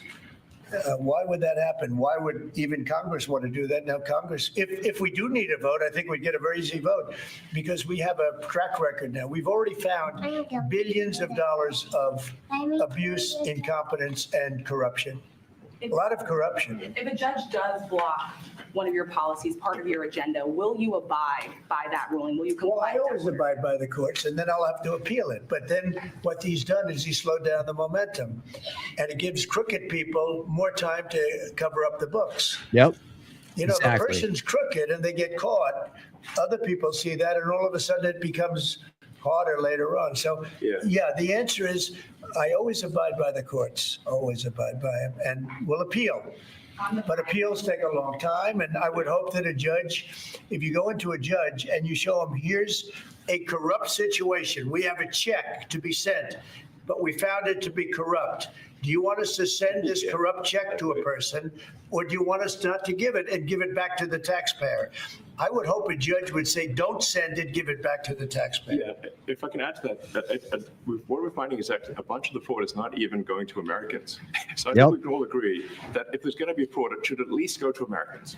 But a bunch of the fraud rings that are operating in the United States and taking advantage of the federal government, especially in the entitlements programs, are actually foreign fraud rings. They're operating in other countries and actually exporting money to other countries. We should stop that. And this is big numbers. We're about $100 to $200 billion a year. Man. Serious money. Mr. Musk, you said Again, one we case shouldn't be paying that taxes. an example of the fraud that you have cited was $50 million of condoms was sent to Gaza. But after fact check this, apparently Gaza in Mozambique, and the program was to protect them against HIV. So can you correct the statements? It wasn't sent to Hamas, actually. It was sent to Mozambique, which makes sense why condoms was sent there. Yeah. And how can we make sure that all the statements that you said were correct, so we can trust what you're saying? Well, first of all, some of the things that I say will be incorrect and should be corrected. So nobody's going to bat 1,000. I mean, we will make mistakes, but we'll act quickly to correct any mistakes. I'm not sure we should be sending $50 million worth of condoms to anywhere. Right? I'm not sure that's something Americans would be really. I'm sure they excited used about. them. And that is really an enormous number of condoms when you think about it. If it went to Mozambique instead of Gaza, I'm like, okay, that's not as bad, but still, why are we doing that? Mr. Musk, can you talk a little bit about how closely you're working with agency heads as you're directing these cuts? Do they have how much input do agency heads have when you're making these decisions? Yeah, we work closely with the agency heads, there are sort of checks in place. So it's not just us just going in and doing things willy-nilly. It's in partnership with the agency heads, and I check frequently with the president to make sure that this is what the president wants to have happen.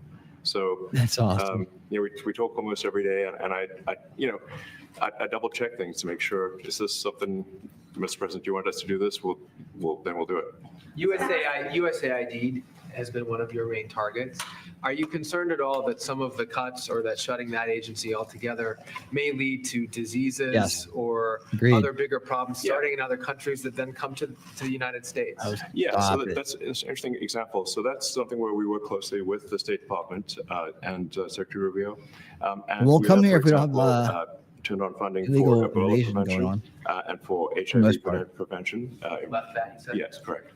And we are moving fast, so we will make mistakes, but we'll also fix the mistakes very quickly. So Do you see it as a worthy cause, USAID? I think that there's some worthy things, but overall, if you say what is the bang for the buck, I would say it was not very good. And there was far too much of what USAID was doing was influencing elections in ways that I think were dubious and do not stand the light of day. I just have to follow up to the Pentagon contracts. If you have received billions of dollars in contracts from the Pentagon, and the president's directing you to look into the Department of Defense, is that we a definitely need conflict to of do and interest? are going to do at the president's request. Does that present a conflict of interest for you? No, because you'd have to look at the individual contract and say, first of all, I'm not the one, filing the contract. It's people at SpaceX or someone who will be putting for the contract. And I'd like to say, if you see any contract where where it was awarded to SpaceX and it wasn't by far the best value for money for the taxpayer, let me know, because every one of them was. The president said the other day that you might look at treasuries. Could you explain that a little bit? What kind of fraud, and that question goes to both of you, what kind of fraud are you expecting to see or do you see right now in U.S. treasuries?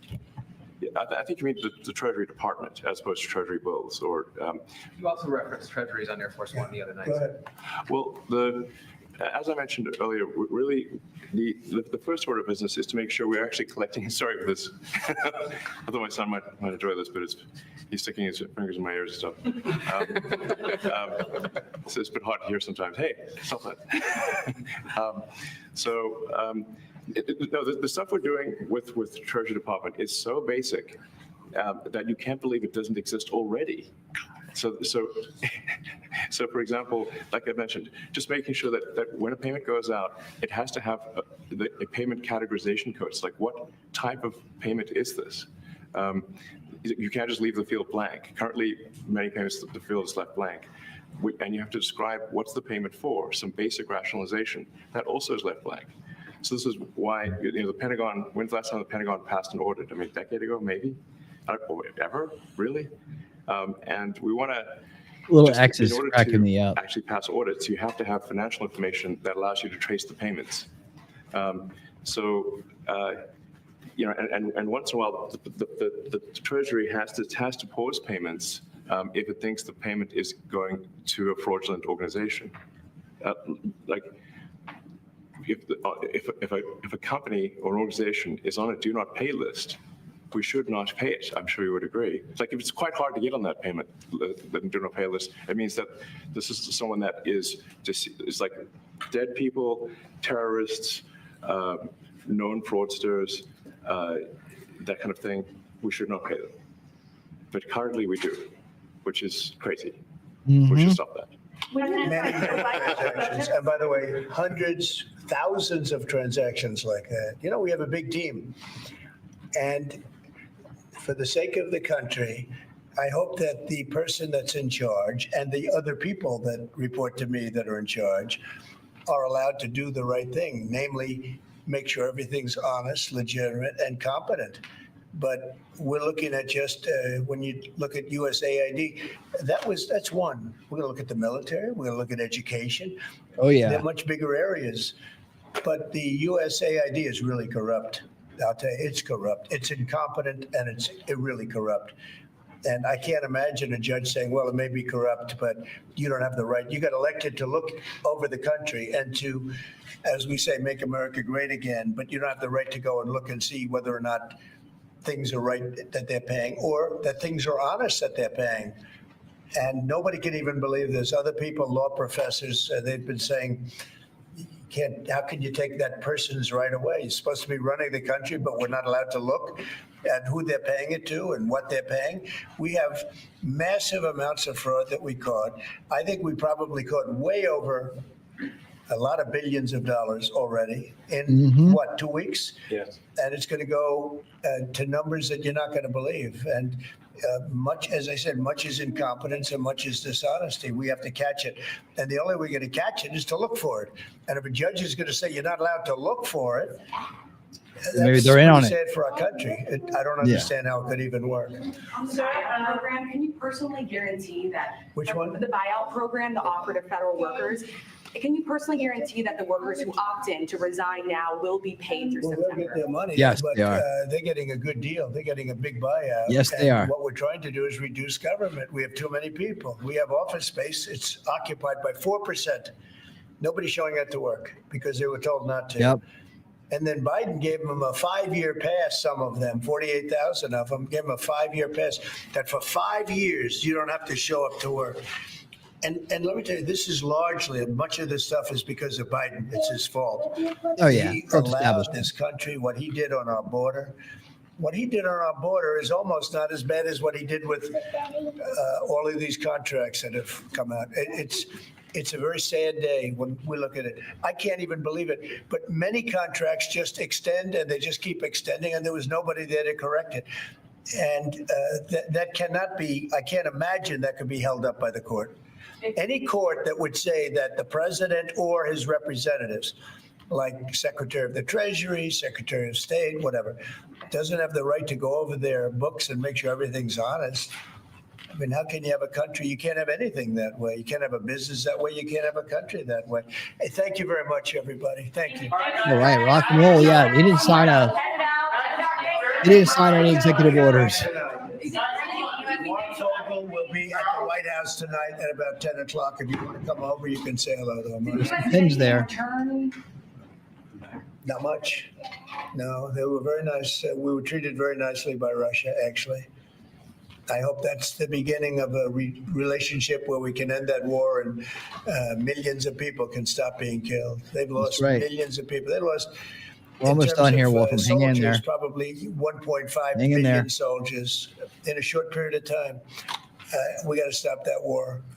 And I'm interested primarily from the standpoint of death. We're losing all those soldiers. And they're not American soldiers, they're Ukrainian and Russian soldiers. But you're probably talking about 1.5 million. I think we got to bring that one to an end. Okay? Thank you. All right. Thank you. All right, Mr. President and Elon Musk kicking ass and taking names. And if he signs some executive orders, I'll have them for you on Thursday at 7:30 p.m. Eastern for the next Winning Tonight episode. Tomorrow night, I usually start around 8. If I start earlier, I'd start earlier. What do I have listed now? I have 8. Yeah, 8 p.m. Eastern.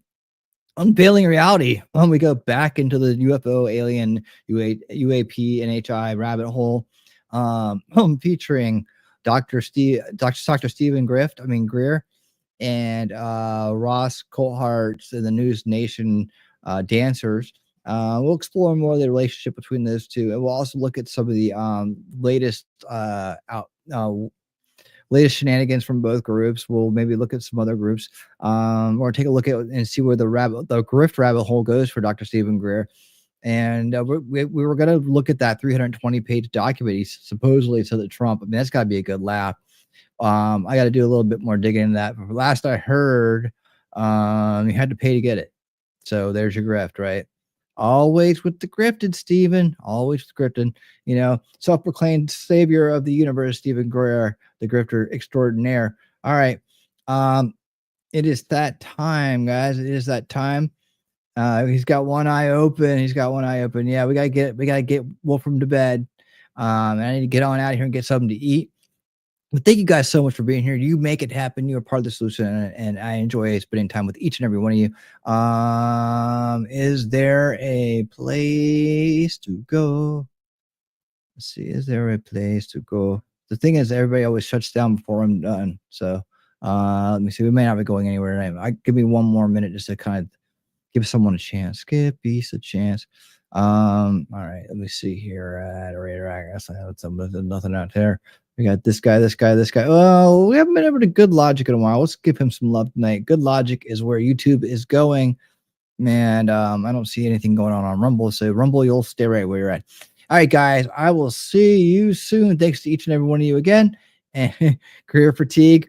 Don't worry. I got some fun stuff. I know I'm trying not to burn it out, but man, he makes it so easy. People seem to enjoy it though. Anyways, I'll see you guys real soon. And until next time, stay based and keep on winning. If you've lost faith in humanity, clap your hands. If you've lost faith in humanity, and this is your villain origin story, if you've lost faith in humanity, clap your hands.